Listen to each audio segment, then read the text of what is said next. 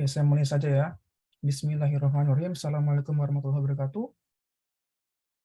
Waalaikumsalam. Waalaikumsalam, Pak. Baik, selamat siang, selamat pagi waktu Depok, selamat siang waktu Seoul, mahasiswa-mahasiswi yang ambil mata kuliah bisnis analitik gitu. Jadi selama termin pertama nanti akan saya ajar sampai sekitar berapa ya? September, Oktober kalau nggak salah gitu. Kurang lebih sekitar 7 minggu deh. Gitu. Jadi saya langsung aja dulu ya, mulai slide-nya.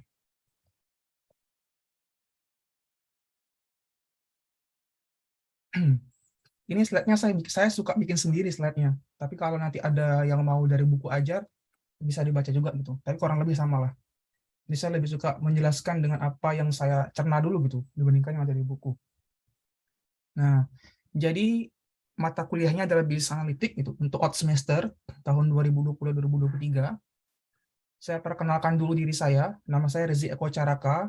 Teman-teman bisa manggil saya Mas Rezi gitu. Gak apa-apa gitu, jangan manggil Bapak. Nah, biasanya saya mengajar dengan menyenangkan. Maksudnya adalah ketika ada tugas tolong dikerjakan gitu. Saya rajin mengoreksi juga. Nah, jadi saya sangat tidak mentolerir dengan namanya mencontek dan juga copy paste gitu. Nah, singkat cerita, saya mendapatkan S1 saya di Undip, statistik, terus di Malaysia S2-nya, by research statistik juga. Terus S3 saya di Taiwan Data Science. Nah, terus saya juga pernah menjadi postdoktoral di Korea sampai sekarang. Tapi 2022 saya jadi asisten profesor di SNU, tapi harus resign itu karena saya milih untuk kerja di BRIN sebagai peneliti, dan juga saya dosen di FEBUI, di Unpad Statistik, dan juga di Statistik ITS gitu, dan juga di SDM ITB. Nah, sampai sekarang saya berada di Korea sampai sekitar 6-7 tahun ke depan gitu untuk menjalankan kerjasama riset antara BRIN dan juga dengan Korea. Nah, selain hal-hal yang membosankan itu tentang penelitian, saya sangat suka tentang ekspor tempat baru gitu, cari hidden gem, kulineran. Nah, moto hidup saya itu lebih ke cintai totalitas dan kerjakan dan selesaikan gitu. Nah, yang saya kerjakan banyak hal sebenarnya. Kalau bicara tentang bisnis itu nggak hanya tentang ekonomi ya, tapi banyak sekali penerapannya di bidang program pembangunan berkelanjutan atau SDGs gitu. Nah, jadi harapannya nanti paradigmanya itu udah berbeda lagi. Jadi kita bicara tentang ekonomi, bukan lagi berarti tentang hanya inflasi saja. Nggak berarti tentang menyelesaikan no poverty atau zero hunger. Nah, tapi semua aspek ini juga bercakupan dengan ekonomi, bercakupan dengan bisnis juga, analitik gitu. Jadi sebenarnya penerapannya banyak. Nah, seperti contoh, kita melihat bagaimana perbedaan GDP itu, gross domestic product, kita melihat bagaimana hubungan antara climate, lingkungan, dan juga dengan ekonomi. Itu juga menarik gitu. Dan beberapa tentang image processing, remote sensing gitu. Dan ada beberapa tentang saya di Korea gitu, tentang skin tech. Nah, yang menarik juga selain data-data count, kita bisa bikin analisis Twitter. Nanti kita akan belajar juga, saya akan ajarkan itu. Kita bikin sentimen. Itu adalah hal yang sangat menarik gitu, sentimen. Contohnya misalnya ini ada isu beberapa bulan yang lalu, 2021, bahwa Megawati jadi profesor usai pelajari usul Unhan gitu. Nah, jadi kita bisa melihat bagaimana pendapat masyarakat gitu. Jadi kan ini sangat menarik ya, sentimen. Kita bisa melihat emosinya. Nanti emosinya banyak sekali, ada disgust, ada fear, ada disappointed, ada anger, ada happy, ada joy, dan lain-lainnya. Jadi kita bisa mengklasifikasikan kalimat di Twitter ini. Misalnya ya, ini contoh yang Maudy Ayunda yang nikah kemarin. Contohnya, pakai kebaya dan handbook potret busana pernikahan Maudy Ayunda dan Jesse Choi. Nah, ini berarti kategori joy gitu. Nah, ini ada contohnya. Terus ada lagi nanti melabelkan positif sama negatif gitu. Nah, itu juga yang menarik. Gitu. Sama nanti kalau sempat nanti saya ajarkan gitu untuk klasifikasi hoax. Jadi Anda bisa belajar banyak hal di bisnis analitik. Selain dari itu, hal-hal yang membosankan lainnya adalah saya suka bikin visualisasi dalam bentuk gambar gitu. Dalam bentuk seperti ini, karena waktu kecil saya sangat suka Pokemon, Digimon gitu. Jadi saya berusaha agar melatih kemampuan visualisasi saya dengan menarik gitu. Jadi nggak hanya lagi bikin degam-degam yang membosankan, tapi kita bisa bermain dengan itu. Ada Pokemon, ada Digimon, dan lain sebagainya. Gitu. Nah, karena data science itu lebih ke jago-jagoan akurasi ya. Nah, jadi saya mencoba bikin sebuah algoritma untuk deteksi wajah. Terus saya bandingkan tuh muka saya seganteng apa sebenarnya dibandingkan dengan Mas AHY dan juga si Syadik gitu. Nah, jadi kalau akurasi yang masih nggak 100% gitu, nah berarti ada yang keliru di model itu. Nah, itu adalah artnya data science. Jadi kita bisa mengerjakan banyak hal Nggak hanya data-data count atau data-data number, kita bisa buat data-data processing seperti ini. Nah, jadi berbicara tentang business analytics, itu penerapannya banyak ya. Jadi paradigmanya berubah lagi. Gitu. Jadi bukan data-data dari BPS, tapi kita bisa maksimalkan data satelit gitu, atau data-data yang lainnya sebagai sumber penelitian kita. Contohnya apa kalau di bank? Contohnya kalau di bank misalnya banyak ya administrasinya kan pakai dokumen. Nah, kita bisa mengarahkan kamera kita ke dokumen-dokumen itu agar dalam bentuk gambar terkonvert ke dalam bentuk teks. Nah, itu ada contoh advance-nya di bidang perbankan misalnya. Nah, rules-nya. Sini saya ada beberapa rules ya. Singkat cerita, selama saya 1,5 tahun sampai 2 tahun ngajar di FEBUI, lebih dari 65% mereka akan dapat A. Apabila yang pertama adalah mereka mengikuti atur main saya gitu. Dengan catatan apa yang pertama, kameranya harus nyala ketika zoom. Gitu ya. Jadi saya nggak berasumsi buruk gitu. Berarti Anda tidak menyimakkan dengan baik gitu. Karena saya akan menilai per individu juga. Saya rajin untuk mengoreksi. Nah, makanya ketika nanti saya ada pertanyaan, silakan Anda menjadi active member. Gitu ya. Nah, karena saya menghargai dengan apa yang Anda kerjakan gitu. Jadi saya tidak inginkan Anda cheating gitu atau melakukan plagiarism gitu ya. Jadi jangan kopas gitu. Jadi kalau ada kerjaan individu, kerjakanlah sebaiknya gitu. Masalah nanti kalau perlu perbaikan, saya selalu memberikan waktu atau kesempatan kedua untuk diperbaiki gitu. Jadi saya nggak terlalu strict banget lah untuk menilai. Yang penting Anda mengerti konsekuensinya seperti apa. Itu yang penting dulu. Karena kenapa? Karena saya yang mengajar itu, saya ingin membentuk 3 ini dulu. Saya ingin membentuk pola pikirnya. Kalau ada masalah, bagaimana pola pikirnya agar kita selesaikan untuk kita dapatkan arahnya untuk menyelesaikan masalah gitu. Jadi kita melatih problem skills kita. Ketika mungkin kita ada masalah, bagaimana penyelesaiannya. Itu sebenarnya dasar dari business analytics. Nah, jadi di FEBU ini saya sebagai koordinator untuk bidang kepakaran data science gitu. Jadi kalau di FEBUI ada 3 mata kuliah yang beririsan gitu. Mungkin Anda sudah ambil RST ya, statistik. Jadi in nutshell, RST ini lebih ke konseptualnya saja. Jadi saya asumsikan Anda sudah tahu tipe-tipe datanya gitu. Dari nominal, ordinal, interval ratio, gitu. Karena setiap data akan berbeda cara penggunaannya. Jadi saya asumsikan bahwa Anda sudah mengerti tipe-tipe datanya. Nah, masuk ke business analytics. Business analytics di sini ada beberapa metode intinya ya selama 1 semester ini itu. Nanti Anda akan belajar dasar data mining, ada regresi, ada klasifikasi, ada cluster di sana, dan juga ada text mining untuk data-data teksnya. Gitu. Tapi kalau di MPKP sama ekonomi KKI ya S1, saya ngajarkan juga, ini lebih agak sedikit advance itu penerapannya. Malah kebalik ya, seharusnya di S2. Gitu. Di sini kalau di MPKP sama KKI, saya ngajarkan banyak hal dari NN, deep learning untuk ekonomi, itu time series, klasifikasi cluster, bikin juga tentang visualisasi data dengan baik dan benar, gitu. Bagaimana interpretasi dan juga reasoningnya. Gitu. Jadi ini kurang lebihnya ya. Jadi nanti Anda sudah mengambil RST, Anda sudah mengambil BA, nanti Anda diasumsikan bahwa Anda sudah mengerti dasarnya ketika membuat analytics prediktif gitu. Jadi itu kurang lebihnya konseptual mata kuliah ini. Nah, ini ada pertanyaan dulu. Mengapa harus belajar business analytics dan juga data science? Gitu. Ada yang ngasih pendapat dulu? Yang penting luluskah? Atau ada capaian ambisiusnya mungkin? Silakan. Siapa nih? Mas Yudhistira?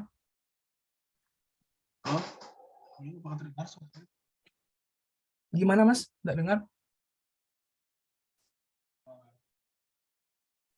Halo. Agak tenggelam suaranya, Mas. Halo, tes. Silakan, Mas. Mungkin karena data itu di era sekarang itu data itu menjadi hal yang sangat penting, apalagi kan industri 4.0 itu kan mengutamakan integrasi data ya Pak. Oke, terima kasih. Yang lain? Silakan Mas Raihan. Iya, kalau menurut saya kenapa harus belajar bisnis analitik sama data science-nya?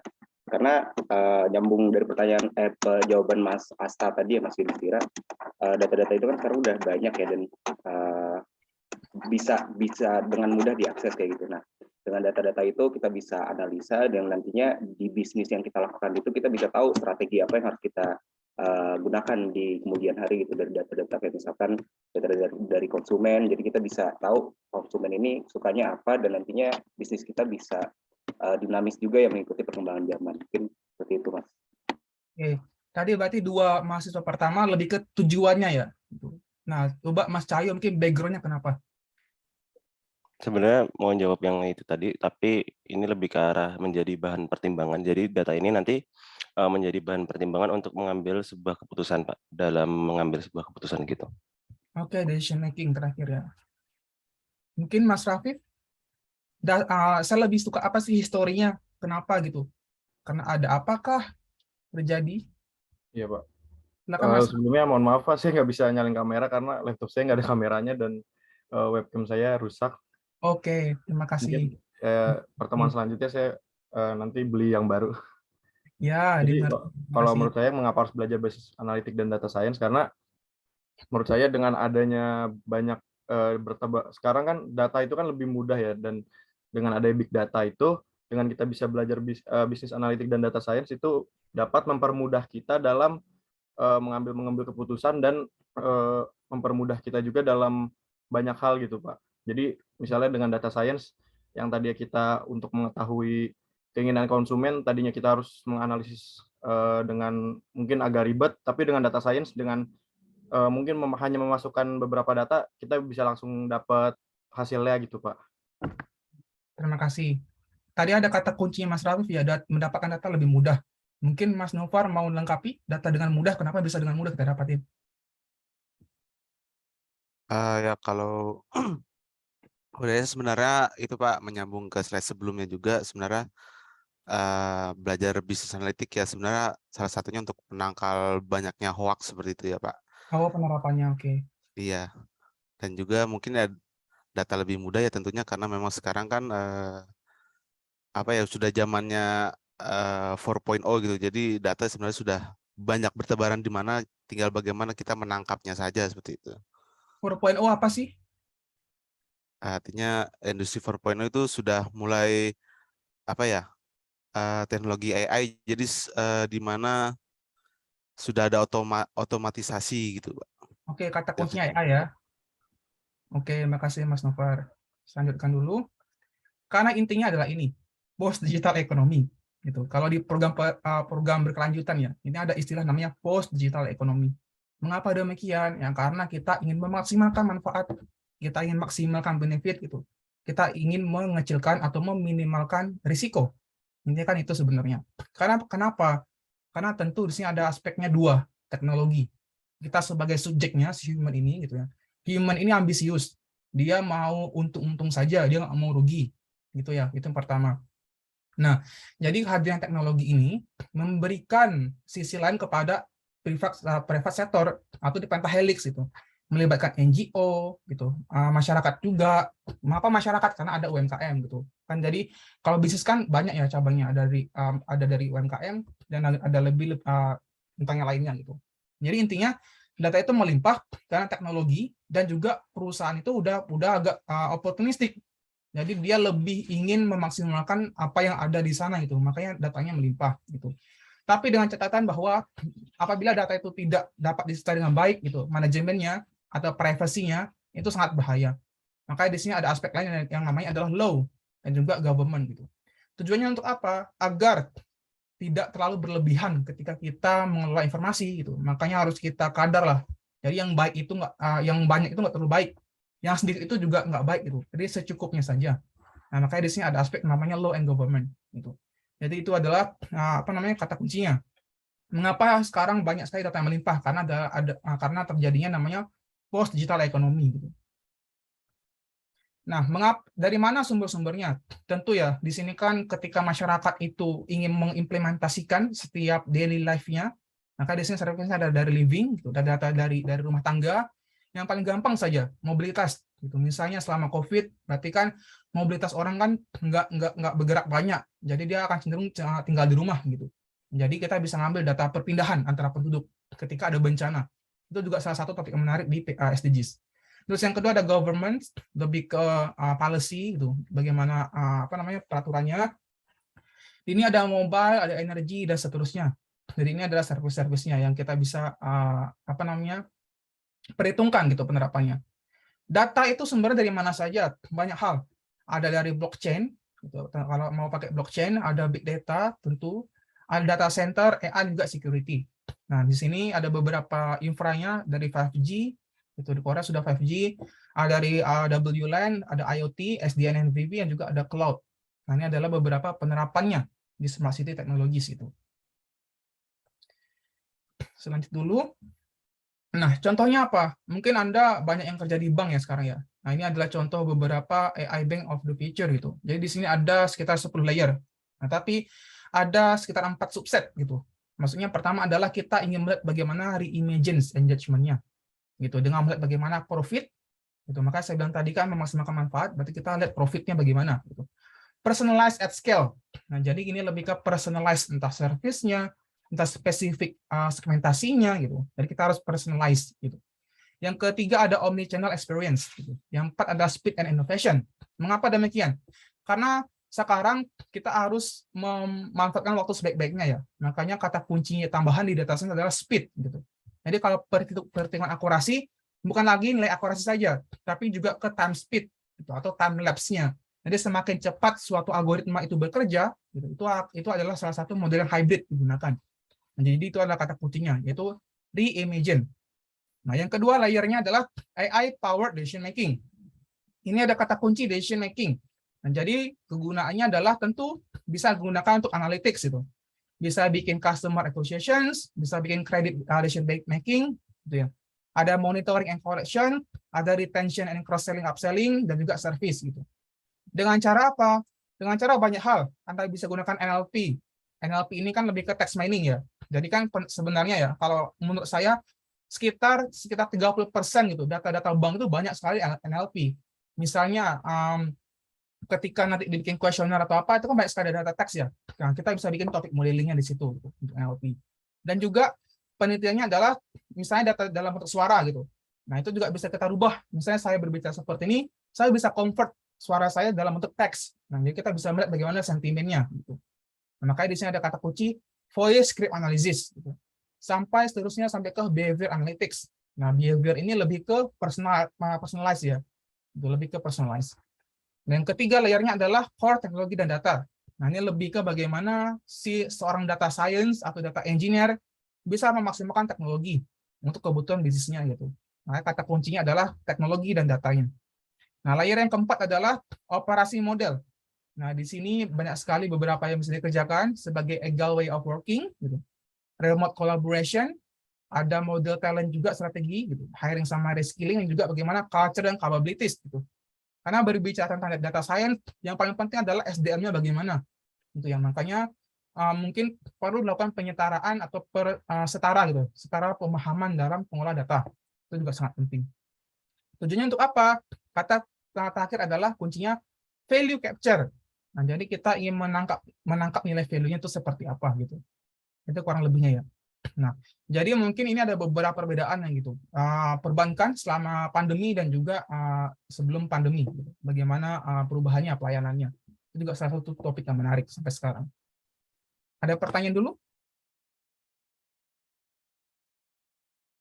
Ada selanjutnya. Nah, ini ada skills-nya sampai tahun 2025 yang harus Anda miliki ya. Gitu. Dari analytical thinking sampai inovasi, active learning dan learning strategis itu, menyelesaikan masalah yang kompleks dan sampai dengan hubungan persuasi dan juga negosiasi. Nah, jadi ini adalah beberapa skills yang harus Anda miliki gitu, sampai tahun 2025 kebutuhannya. Nah, sama. Jadi harapannya ya di termin pertama ini nanti saya akan coba mengajarkan gitu bagaimana ke data analytics, tools-nya, bagaimana membuat data visualisasi, gitu ya. Agar apa? Agar berbentuklah pola pikir yang kreatif gitu dan juga resilience. Tujuannya untuk apa? Ya tentu karena sekarang kan digital era ya, data itu banyak. Jadi Anda bisa harvest di Twitter, di YouTube, Facebook, TikTok juga bisa kita ambil API-nya gitu. Atau kalau Anda tidak mau pakai itu ya kita bisa ambil data-data BPS dari Sakernas, Susenas, Podes dan lain sebagainya gitu. Agar apa? Agar pola pikir kita berubah, growth mindset-nya. Jadi paradigmanya berubah gitu. Mengapa itu perlu? Jadi ini catatan juga ya untuk mahasiswa. Jadi ketika Anda melakukan survei, lihat dulu datanya itu pernah dikolek sama orang apa belum gitu. Karena beberapa mahasiswa mengkolek data, tapi sebenarnya data itu udah di-provide sama BPS misalnya. Nah, jadi kan agak sedikit wasting time ya, tanda kutip gitu. Jadi mungkin waktu Anda berkurang gitu, uang Anda habis gitu ya. Nah, jadi Anda bisa maksimalkan manfaat tadi yang saya bilang. Jadi Anda bisa maksimalkan datanya dari banyak resource. Tujuannya untuk apa? Ya terakhir adalah problem solving. Jadi riset itu adalah apa yang akan kita pecahkan, apa yang akan kita hasilkan, dan apa yang kita ingin informasikan. Jadi itu adalah intinya skills-nya di mata kuliah Business Analytics. Nah, ini juga ada soft skill-nya sama hard skill tadi ya. Jadi kalau Anda lihat di LinkedIn ya, banyak sekali yang jadi pakar dadakan di data science itu. Jadi ketika orang bicara tentang data, wih banyak sekali yang bahas. Coba ditanya asal-usulnya bagaimana gitu. Pasti ciut nyalinya. Nah, jadi harapan saya nanti Anda paling tidak bisa atau recognize itu sekitar 20% atau 30% filosofinya. Misalnya kita gunakan regresi. Nah, regresi itu asal-usulnya dari mana sih? Gitu. Tujuannya untuk apa? Agar Anda wise untuk menggunakannya gitu. Karena pengalaman saya ketika saya diminta sama beberapa industri ya untuk interview untuk kandidat data science, kadang saya tanya, kamu tahu apa aja metodenya? Nah, biasanya mereka akan lebih menjawab menggunakan metode-metode yang sering digunakan, tapi nggak terlalu valuable gitu untuk tipikalnya gitu. Misalnya kita pakai regresi. Nah, regresi itu kan banyak ya, ada logistik, ada regresi berganda gitu, ada PLS dan seterusnya. Nah, kan setiap metode itu kan beda-beda caranya. Beda-beda penggunaannya itu, beda-beda manfaatnya. Nah, jadi kecenderungannya adalah ketika seseorang gitu hanya bisa mempunyai insight tentang data saja gitu, nggak tahu bagaimana tools-nya gitu. Nah, itu agak sulit juga. Itu mudahnya seperti apa? Misalnya kita mau makan ya, kan ada sendok, ada garpu, ada pisau gitu. Gunanya kan berbeda-beda gitu. Jadi kalau Anda ingin makan nasi ya enaknya pakai sendok bukan pakai pisau gitu. Walaupun bisa, tapi nggak banyak kan, sedikit sekali porsinya gitu. Nah, itu sama halnya ketika Anda gunakan tools-toolsnya. Jadi sesuaikanlah gitu dengan baik dan benar. Nah, contohnya apa yang lainnya? Filosofinya misalnya Anda berpakaian gitu ya. Misalnya Anda pergi ke pesta ya, tentu Anda bisa pakai batik, Anda bisa pakai dress itu. Jangan Anda pakai pakaian renang gitu. Sama seperti itu ketika Anda olah data. Nah, jadi menyesuaikanlah. Jadi wise ketika Anda gunakan data ini, ya pakai metode yang ini gitu. Karena beberapa kali mahasiswa ketika saya uji ya di sidang S2 S3 gitu, nah agak useless gitu. Maksudnya masalahnya udah bagus banget nih, tapi dia keliru milihnya dan beliau keliru milih toolsnya, jadi nggak terlalu banyak insight yang didapatkan gitu. Jadi kan sangat disayangkan ya. Nah, jadi itu adalah seninya ketika Anda belajar data science. Nah, saran saya adalah paradigmanya berubah gitu ketika Anda bicara tentang bisnis gitu.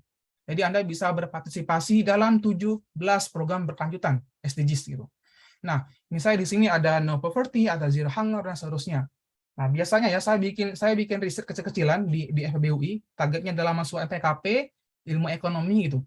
Sekitar 70% dari mereka sangat-sangat familiar tentang topik pertama, no poverty gitu. Topik kedua zero hunger, dan topik keempat tentang quality education gitu. Tapi sama sekali yang nggak ada yang realize tentang life below water gitu. Bagaimana kehidupan dalam bawah air. Ini sangat disayangkan. Mengapa demikian? Karena Indonesia itu adalah negara maritim. Jadi kita sebenarnya lebih berpotensi mengerjakan ekonomi berbasis maritim. Bagaimana bisa gitu ketika Anda salah satu mahasiswa FEB UI gitu, terbaik ya di Indonesia, nggak ngeh tentang isu itu gitu. Nah, jadi harapan saya adalah ayo sama-sama dirubah paradigmanya gitu. Ketika mengerjakan penelitian, jangan lagi bahas-bahas tentang service quality gitu. Ya oke, beberapa orang boleh, tapi janganlah keseringan tentang itu gitu. Ayo berpindah ke topik yang lain. Contohnya apa? Yang pertama bisa life below water gitu. Jadi misalnya Anda bikin potensi ekonomi beberapa daerah di pesisir gitu, di maritim itu kan menarik. Atau yang kedua, di topik sustainable cities and communities ini. Ini lebih ke apa? Ini lebih ke smart city. Jadi Anda bisa bahas beberapa riset tentang smart city gitu. Bagaimana penerapan ICT, internet, komunikasi teknologi gitu. Bagaimana memaksimalkan UMKM agar mereka literasi digitalnya lebih baik gitu. Jadi itu lebih menarik ya dibandingkan Anda survei-survei lagi gitu. Jadi enggak riset yang hili ke hulur itu. Jadi sekedar formalitas saja.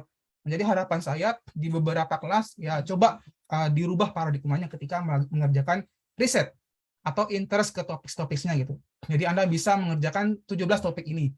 Di Korea, kami lagi sama-sama mengerjakan tentang gender equality gitu. Jadi kenapa? Karena woman in STEM atau beberapa gender di STEM itu tuh sangat memberikan sisi yang berbeda gitu. Karena berbicara tentang laki-laki ya, kita kan lebih ke gunakan otak kiri gitu ketika memisahkan masalah. Tapi ketika Anda terjun di lapangan, itu hampir sekitar 70% itu agak sedikit sulit gitu. Mengapa? Karena objek kita adalah manusia. Maka lebih mudah perempuan untuk mengkolek data primer gitu. Nah, jadi penerapan woman in STEM gitu ya, di science, teknologi, environment gitu. Manajemen itu lebih menarik untuk dibahas itu. Jadi mungkin dari Anda tertarik di bidang sana gitu ya. Ada pertanyaan dulu sampai sini? Nggak ada, selanjutkan. Nah, nanti kita akan belajar harvest data ya. Kita belajar ambil data dari Twitter gitu. Kalau IP-nya kebuka, kita belajar dari Facebook. Jadi banyak sekali sumber-sumber datanya.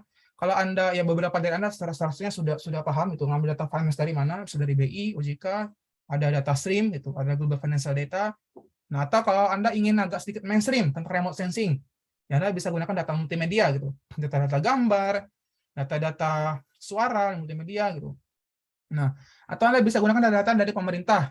Nah, Anda bisa gunakan data BPS, BMKG, gitu ya, kalau ada data climate, atau Anda bisa ambil di data data Indonesia gitu, yang terkonek.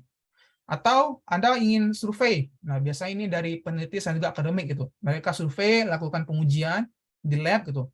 Atau mengambil data-data dari satelit. Itu juga boleh. Nah, jadi sumber data kita banyak sekarang. Tergantung kebutuhannya apa. Nah, karena tadi kebutuhan data itu banyak ya, dan juga ketersediaannya banyak, jadi di sini ada sekitar 12 definisi baru. Yang awalnya cuma ada 6 gitu.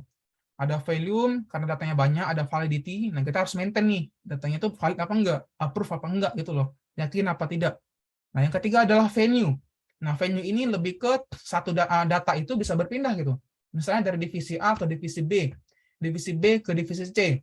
Nah, makanya setiap SDM atau setiap expert di situ itu harus meyakinkan bahwa datanya itu data yang benar gitu. Jadi nggak ada yang dimisfabrikasi, nggak ada yang diduplikasi gitu, nggak ada yang dihapus informasinya. Jadi hati-hati ketika berbicara tentang venue. Yang keempat adalah virality. Nah, virality ini lebih ke ketika informasi itu viral ya. Jadi makanya ada subdomain di NLP itu adalah deteksi hoax. Tujuannya untuk apa? Ya karena kalau tidak diiringi dengan insight yang baik, ya mereka akan mentah-mentah informasi itu. Nah, makanya ada kategori namanya virality. Nah, yang kelima ada variability. Variability ini lebih ke behavior gitu, bilang data science itu. Ada vocab, ini lebih ke bagaimana data modelsnya, semantiknya, itu strukturnya bagaimana. Nah, yang di sini ada vagueness itu. Jadi lebih ke melihat apakah di sana ada confusion, membingungkan apa tidak maksud dari data itu. Nah, di sini ada kata kunci voluntariness. Nah, jadi kita harus bekerja bersama-sama nih, setiap divisi atau setiap pentahelix ya. Misalnya masyarakat harus kerjasama juga dengan pihak lainnya, pemerintah, akademisi, itu, NGO, agar apa? Agar kita bisa memaksimalkan itu informasi, datanya ada data yang memberikan akurasi tinggi atau veracity itu. Tujuannya untuk apa? Agar useful. Gitu. Kalau jadi kalau datanya tidak di-maintain dengan baik, ya informasinya salah gitu. Buat apa kita ngolah data dengan data yang tidak benar itu? Tujuannya untuk apa? Nah, yang ke-11 ada namanya variety. Mengapa variety harus kita kerjakan? Ya, karena setiap tipe data gitu ya. Maka di RST kan Anda belajar tipe data tuh. Jadi Anda harus tahu. Jadi setiap tipe data itu berbeda cara penanganannya. Gitu. Kalau target Anda variable Y-nya adalah variable linear 1, 2 atau 0 dan 1 gitu. Itu nggak bisa Anda bikin regresi berganda. Anda harus bikin regresi logistik gitu. Jadi itu kata kuncinya ya. Jadi setiap data berbeda cara penggunaannya. Misalnya data-data Twitter, ya Anda nggak bisa bikin itu untuk regresi gitu. Karena tujuannya untuk apa? Ya data Twitter ya kita bikin sentimen gitu. Nah, karena kan tipenya berbeda. Tipe data berbeda dan cara penggunaannya berbeda. Yang terakhir ada namanya velocity. Nah, velocity ini lebih ke bagaimana cepat datanya kita bisa generate gitu. Contohnya apa? Contohnya kalau di Twitter ya, itu maksimal satu hari kita hanya bisa harvest sekitar 15.000 sampai 20.000 tweets gitu. Nah, jadi ketika nanti berbicara tentang data-data Twitter, itu agak sedikit riuh ngolahnya. Mengapa? Karena yang pertama, kita perlu waktu yang banyak untuk mengambil data. Yang kedua, itu sangat sulit untuk di-trace ya, karena terjadi duplikasi gitu, beberapa user. Yang ketiga, agak sedikit sulit untuk memilah mana yang user real, mana yang fake account. Nah, jadi itu beberapa kesulitan ketika kita bicara tentang data-data NLP. Gitu. Bagaimana data itu bisa di-generate. Ada pertanyaan dulu? Nggak ada, oke saya lanjut. Nah, di sini ada beberapa cara ya, bagaimana how to scale machine learning in the enterprise gitu. Di sini sebenarnya banyak aktor yang harus berperan. Yang pertama ada data engineer, tujuannya untuk apa? Untuk dia memastikan data yang digunakan adalah benar sumbernya. Gitu. Jadi harus dipastikan oleh data engineers. Nah, di sini ada data scientist, tujuannya untuk apa? Agar knowledge-nya lebih rich lagi ketika digunakan untuk pemodelan gitu. Nah, ketika ada output, tujuannya lah si subjek ini yang dia akan interpretasikan. Gitu ya. Jadi di sini kita bagi-bagi job nih. Ada data engineer, ada data scientist, ada subject matter, ada juga line of business gitu. Jadi di sini ada masalahnya di sini. Si kotak pertama nih tempat masalahnya ya. Dia ada masalah, dia ada data, nggak ngerti mau buat apa gitu. Jadi si data engineer ini memastikan, Pak, Bapak, Mas, ini datanya nih udah benar nih. Terus silakan diolah ke data scientist. Jadi ini diolah sama data scientist. Ada outputnya, outputnya inilah yang dikasih ke subject matter untuk diinterpretasikan gitu. Nah, ini adalah beberapa penerapannya. Gitu. Tujuannya untuk apa ya tadi ini? Pertama adalah tentu ada data. Data itu ada sedemikian rupa, kita olah informasinya ya. Kita olah informasinya. Tujuannya untuk apa ya? Untuk memaksimalkan misalnya produksi di sini, untuk menyiapkan, prepare, kita bisa deploy, production juga kita bisa monitor juga gitu. Jadi walaupun Anda sudah olah, ya jadi Anda harus lihat lagi apa namanya feedback-nya. Sekarang sudah benar apa belum. Nah, jadi ini beberapa arahnya penerapan machine learning juga di enterprise gitu. Nah, ini pola pikirnya ketika Anda ingin menggunakan business analytics ya. Di sini ada 3 hal. Yaitu ada deskriptif, prediktif, juga perspektif gitu. Bedanya apa? Bedanya adalah kalau di deskriptif ini lebih ke melihat what happened. Makanya recall memori Anda ketika ngambil RST ya, itu kan banyak sekali ukuran statistik seperti mean, median, modus, rank, quartile gitu. Nah, tujuannya untuk apa? Untuk melihat bagaimana divergennya gitu, hubungan datanya. Ketika ada outlier, kenapa ada outlier gitu? Mungkin karena ada agenda sesuatu atau karena ada event sesuatu yang membuat dia berubah secara drastis gitu. Nanti kita melihat bagaimana what happen-nya. Gitu. Yang kedua ada prediktif. Prediktifnya untuk apa? Untuk melihat apa yang akan terjadi gitu. What are trends-nya apa. Nah, jadi ini lebih ke pemodelan. Jadi ketika data itu udah rapi ya, ya Anda bisa bikin modelnya. Bikin regresi boleh, bikin klasifikasi juga boleh gitu, dan clustering juga boleh. Nah, setelah dapat model, biasanya kita ingin melihat nih, selanjutnya mau ngapain, what to do. Nah, ini lebih ke perspektif gitu. Tujuannya untuk apa? Ya karena mungkin kalau ada di bisnis ya mungkin ada beberapa variable select ya. Tuh ada atau variable restriction atau kendala gitu. Misalnya sudah ada model, tiba-tiba ada kendala A, kendala B, atau kendala C, dan kita bisa gunakan kendala itu untuk diselesaikan gitu. Kira bagaimana solusinya. Gitu. Jadi ini beberapa step-nya di business analytics. Ada deskriptif, ada prediktif, juga ada perspektif. Nah, di era sekarang, bicara business analytics yaitu paradigma udah berubah. Jadi sekitar tahun 90-an ya, hal yang paling dasar aja, 90-an itu banyak sekali profesor-profesor itu yang membuat penelitian lebih ke uji hipotesis. Gitu. Makanya banyak sekali metode-metodenya, ada regresi berganda sampai ke SEM ketika dia ada 2 variabel Y gitu, multivariable. Nah, jadi sekarang itu berbeda. Sekarang karena kita lebih banyak data, ya, data is the king. Jadi lebih ke berbeda lagi cara penggunaannya. Mengapa? Karena kita lebih ke opportunistic. Jadi kita bisa maksimalkan data yang banyak. Nanti kita bisa ambil data di BPS, bagaimana kita bisa maksimalkan data-data di kementerian lainnya gitu. Jadi kita lebih ke opportunistic nih. Kita lebih ke maksimalkan apapun yang ada. Agar apa? Agar kita bisa maksimalkan informasinya. Gitu. Jadi beda ya dengan yang terdahulu. Terdahulu itu lebih sering bagaimana menguji hipotesis gitu. Kalau A dengan B ini apakah ada pengaruh apa tidak? Gitu. Jadi itu lebih uji hipotesis. Tapi kalau sekarang misalnya berbeda. Kita lebih ke maksimalkan informasi yang ada. Ada pertanyaan dulu?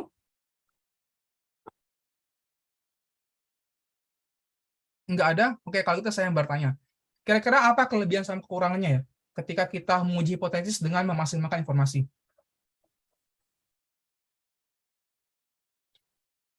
Ada yang menjawab?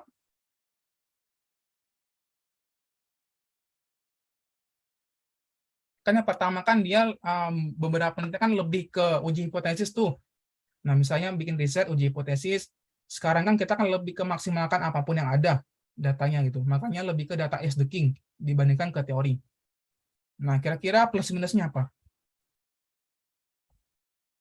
Silakan Mbak Listra. Iya, terima kasih Pak. Kalau menurut saya, salah satu plusnya dulu ya Pak ya.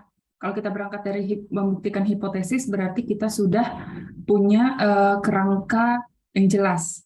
Jadi kita sudah tahu apa yang ingin kita cari, apa yang tools yang kita gunakan untuk menguji, dan hasilnya nanti tidak akan jauh dari hipotesis yang sudah kita tetapkan di awal. Namun kalau dia langsung explore research-nya sudah shift itu, kemungkinan besar kita akan justru menemukan insight baru yang mungkin jauh sifatnya dari awal yang hendak ingin kita cari. Kira-kira seperti itu Pak. Mohon maaf kalau belum. Oke, tepat ya. Mas Ilham mau ditambahkan dulu? Ya, kalau menurut saya mungkin karena makin Ke-mute, Mas. oh ya, kalau menurut saya mungkin karena masa makin modern, informasi jadi didapatkan semakin banyak gitu. Jadi hipotesis itu jadi semakin kadang kurang relevan dengan problem yang ada. Makanya sekarang mulai mendekati ke arah data is the king gitu. Oke, udah dijawab dengan baik ya tadi ya. Yang pertama, kalau kita uji hipotesisnya saja, ya berarti kita udah ada kerangkanya. Nah, itu betul. Dia ada kerangkanya, udah ngerti apa yang kita bikinkan. Kekurangannya, kalau kita pakai uji data science dengan data is the king, ya kadang kemana-mana nih ngobrolnya gitu. Jadi nggak spesifik lagi. Nah, tapi plusnya kita bisa dapat insight yang baru. Jadi itu kan lebihnya ya. Bagus, berarti udah banyak yang ngerti konseptualnya. Nah, ini ada beberapa cara ya. Seharusnya ini diajarkan di RST tentang data kualitas tuh. Data quality. How good your data.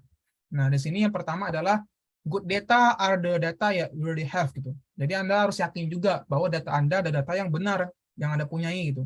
Karena kenapa? Karena jika Anda ada data gitu, tapi ada masalah yang salah, ya berarti ya agak useful gitu. Mengapa demikian? Ya datanya betul ada, tapi kan masalahnya nggak betul tuh, berarti kan nggak tepat untuk jadikan problem solving gitu. Jadi ketika nanti ada misinformasi gitu ya, ada kesalahan informasi ya berarti nggak berguna sama sekali gitu untuk keputusan Anda gitu. Jadi hati-hati.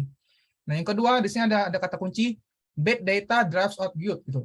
Jadi sebenarnya adalah bagaimana Anda bisa menganalisisnya gitu. Jadi the important things is not what you do, but how you measure it. Nah ini yang lebih ke yang tadi saya bilang lebih ke wise gitu. Bagaimana Anda bijak menggunakan metode atau beberapa kaedahnya untuk memaksimalkan datanya. Mengapa? Kenapa di sini ada karena di sini ada kata kunci adalah measure gitu. Jadi kita ingin mengukur, kita ingin menganalisiskan, kita ingin measure, kita ingin analisis gitu. Nah, yang ketiga di sini ada the data you have for the present crisis was collected related to the previous one. Nah, ini lebih ke apa? Ini lebih ke bagaimana ketika nanti tidak ada hubungan sama sekali informasi yang Anda gather. Gitu. Bagaimana ketika ada informasi yang Anda harvest tadi. Karena itu nggak akan berguna sama sekali untuk decision making Anda. Nah, yang keempat, di sini lebih ke bagaimana elapsed time-nya. Gitu. Bagaimana distance source-nya dari data. Mengapa demikian penting? Karena ketika nanti data itu berpindah ya, dari satu divisi ke divisi lain, dari satu kementerian ke kementerian lain, kadang kalau nggak disertai dengan bijak itu akan menghapus beberapa informasi gitu. Mungkin karena nggak sengaja typo, nggak sengaja ketekan angka 0 di beberapa data, itu sering terjadi sebenarnya. Nah, jadi ini juga agak sedikit dilema ketika nanti berpindah data dari satu tempat ke tempat yang lainnya. Gitu. Makanya sekarang lebih ke cloud gitu, cloud computing. Jadi kita bisa upload tuh ke cloud biar mengecilkan peluang terjadinya perubahan data. Gitu ya. Yang terakhir adalah data can be moved from one office to another, but cannot be created or destroyed. Nah, ini juga saling kesatuan dengan keempat tadi yang saya jelaskan tadi. Nah, ini ada contekan. Jadi saya juga sering bikin contekan, nanti ada beberapa gambar contekan yang bisa Anda baca. Nah, jadi idenya seperti apa? Ketika ada data nih, ada data mentah ya. Jadi Anda lihat dulu datanya ada hilang apa tidak. Itu karena yang paling banyak terjadi adalah ketika datanya ada banyak yang hilang. Kayak misalnya hari ini ada data, ada angka, besok nggak ada, beberapa hari kemudian nggak ada. Dan kita bisa lihat dulu datanya hilang apa tidak. Dan yang kedua, kita bisa cek juga apakah ada outlier gitu. Bagaimana distribusi datanya seperti apa. Nah, kalau ada outlier, ya Anda bisa bersihkan juga. Atau Anda bisa gunakan metode-metode yang dia tidak sensitif terhadap outlier. Gitu ya. Nah, kalau kosong datanya, ya Anda bisa bangkitkan. Jadi bisa gunakan imputasi gitu. Jadi ini namanya bukan manipulasi ya, karena di beberapa metode data science kita bisa bangkitkan data. Gitu. Nah, atau kita bisa lakukan transformasi data ketika datanya tidak normal gitu, atau tidak mengikuti distribusi tertentu, kita bisa transformasikan. Nah, setelah itu apa? Setelah itu tentu kita bikin pre-analisis. Kita analisiskan, kita validasi prosesnya, udah benar apa belum. Kalau sudah kita analisis lagi gitu, bertahap analisisnya ya. Terus kita interpretasi, validasi lagi, buat kesimpulan gitu. Kalau udah yakin, cek lagi. Kalau sudah yakin ya berarti selesai. Nah, ini adalah beberapa stepnya ketika ngolah data. Tujuannya untuk apa? Karena ada dua hal di sini. Kadang model itu udah baik, tapi data itu nggak berkualitas, jadi tidak berguna gitu. Yang kedua, ketika data itu udah benar, udah bagus, tapi Anda salah gunakan model. Nah, berarti juga dilema. Nah, jadi yang saya bilang tadi, sesah-sahnya saja, pakailah data yang betul, nah pakailah model yang betul itu. Untuk apa? Agar terjadi namanya GIGO, burst in, burst out. Angka, apapun itu ketika Anda olahkan, Excel, SPSS, gitu ya, R, Python, itu kan ada outputnya. Pasti akan ada output ketika Anda olah data. Tapi tujuannya untuk apa gitu? Ketika datanya ada data yang nggak benar. Ketika Anda melakukan misfabrikasi, atau Anda gunakan manipulasi datanya, ya tujuannya untuk apa? Kan berarti Anda nipu sebenarnya ya. Jadi itu hati-hati ketika Anda mengerjakan riset yang tidak betul. Mengapa demikian? Karena sekarang sudah ada namanya Undang-Undang ITE. Jadi hati-hati ketika Anda memberikan informasi yang tidak benar ke dalam publik itu. Karena kenapa? Ya riset itu kan dipublikasikan ya. Dipublikasikan dalam bentuk artikel, jurnal gitu, proceeding atau tesis, itu kan dibaca oleh banyak orang. Berarti kan kalau Anda mengerjakan hal salah, gitu ya, Anda melakukan hal yang salah, Anda publikasikan ke orang lain baca, parahnya adalah kalau itu digunakan untuk policy. Berarti kan berbahaya ya. Berarti kan Anda sudah menipu banyak hal nih, sudah menipu pembaca, bahkan bisa jadi Anda menipu pemerintah karena mereka tidak sengaja membaca skripsi Anda, tes Anda untuk bahan rundingan di DPR misalnya. Jadi kan sebenarnya akan merembet banyak hal. Jadi hati-hati ketika Anda benar-benar memaintain. Karena mengapa? Biasanya ya kalau saya jadi dosen penguji di beberapa perguruan tinggi, saya nggak bakal masalah dengan namanya akurasi. Saya pasti akan bertanya berulang kali, tujuannya kamu ngambil variabel ini tujuan untuk apa gitu? Apa yang ingin kamu measure sebenarnya? Kamu udah bener yakin apa enggak variabel ini bisa menjelaskan apa yang Anda ingin kerjakan gitu.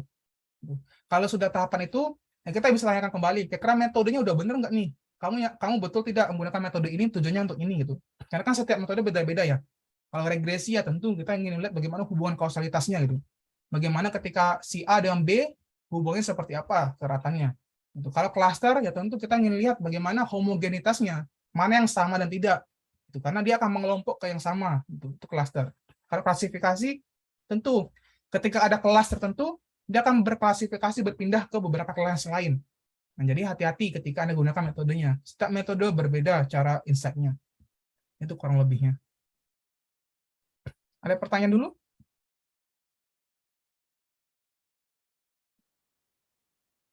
Nggak ada, selanjutkan. Nah, ini mungkin Anda udah banyak di LinkedIn ya. Jadi di sini kita banyak sekali data resource kita ya. Ada database, legacy system, ada SaaS apps, dan seterusnya. Nah, di sini data itu di-load di sebuah sistem. Jadi kita lihat dulu ya di sini, kita lihat dulu raw datanya, data mentahnya. Gitu. Karena kenapa? Karena data mentah ini nggak semuanya penting gitu. Jadi kita lihatlah data yang paling penting. Maka di sini ada kata-kata trust data. Gitu. Nah, Anda bisa gunakan deskriptif di katalog.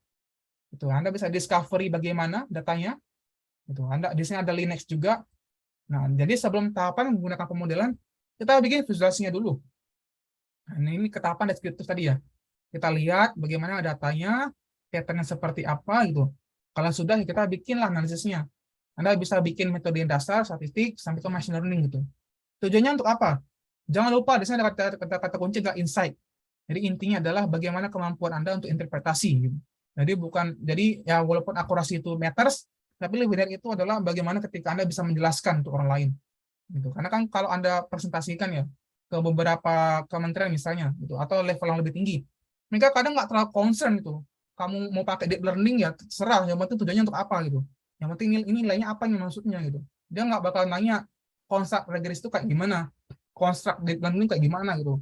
bagaimana cara konsepnya itu nggak terlalu banyak dibahas, tapi lebih ke ini gunanya buat apa gitu, apa yang kami bisa kerjakan dari sini. Nah, itu adalah tahap yang paling penting sebenarnya di Insight Stores.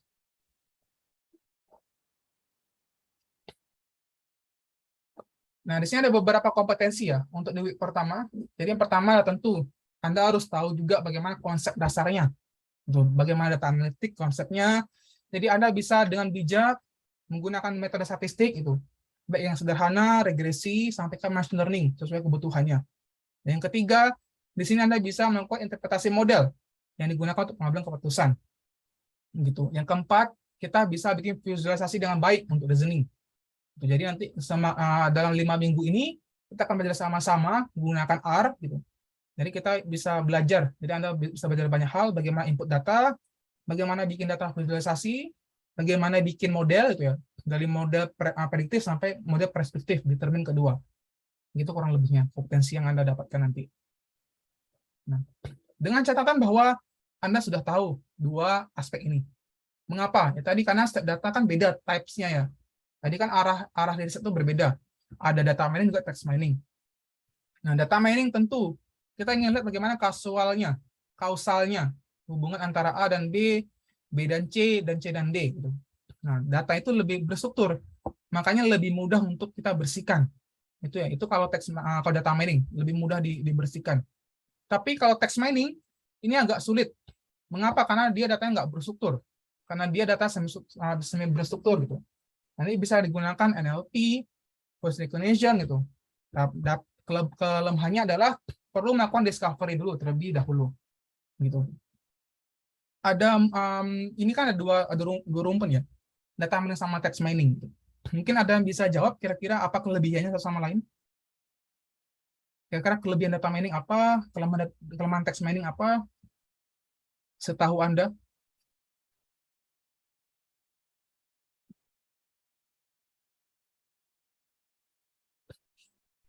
Pak, izin mencoba menjawab. Silakan Mas Deva. Kalau untuk data mining, karena datanya udah jelas dan terstruktur, pengolahannya bisa jadi lebih mudah dan bisa lebih mudah didapatkan juga. Sedangkan untuk text mining, karena datanya belum terstruktur, pengolahannya lebih sulit dan karena harus discover dulu, lebih banyak step yang harus dilakukan. Oke. Maksudnya data tak berstruktur itu gimana ya? Ada yang bisa jawab? Ini kalau Anda baca slide ini, yang Anda lihat ini sebenarnya nggak berstruktur. Kenapa nggak berstruktur?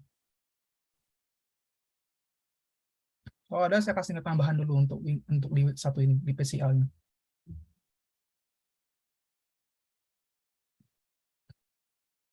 Kenapa? Kenapa text mining itu datanya nggak berstruktur? Izin menjawab, Pak. Silakan Coba Mas. menjawab. Mungkin karena belum ada format tertentu dan istilahnya tipenya itu nggak sama. Misalkan ya teks saya kalau misalkan udah terstruktur udah punya misalkan batasan lengthnya berapa, tipenya integer atau mungkin array atau ya atau semacamnya gitu, Pak. Semacamnya gimana? Udah ada tipenya gitu, Pak. Tipenya. Nah, ini kan juga ada bertipenya ini teksnya. Mungkin yang lebih sederhana, ini simple sebenarnya. Ada yang nggak ya kira-kira? Silakan Mbak Lesra. Menurut saya, Pak, data text mining itu semi struktur karena dia dipengaruhi oleh subjektivitas penelitinya. Bisa jadi. Yang lain? Ada yang enggak nih di kalimat ini? Di situ ada apa saja? Suatu kalimat ya, suatu kalimat itu terdiri dari apa saja? Kata. Dan?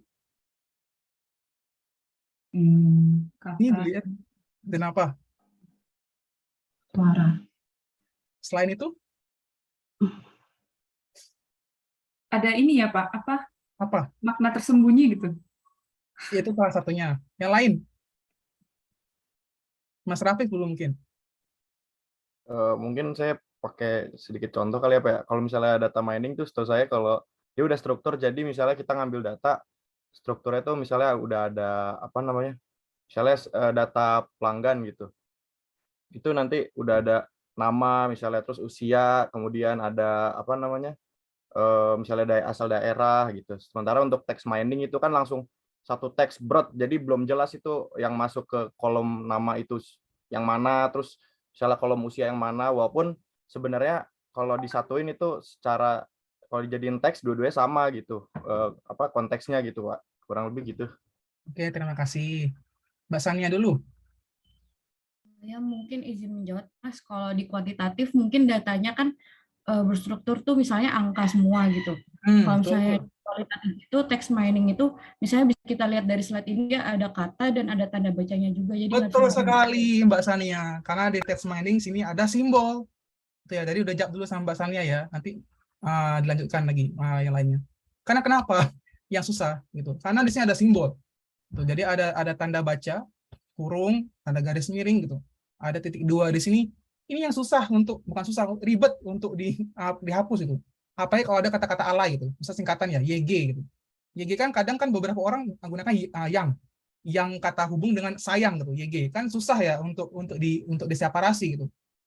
Gitu. Atau yang menariknya ada ketika Anda gunakan kata alhamdulillah. Alhamdulillah kalau di polarity teks itu subjeknya itu bisa kata syukur. Tapi bagaimana ketika katanya seperti ini? Alhamdulillah lu kena azab.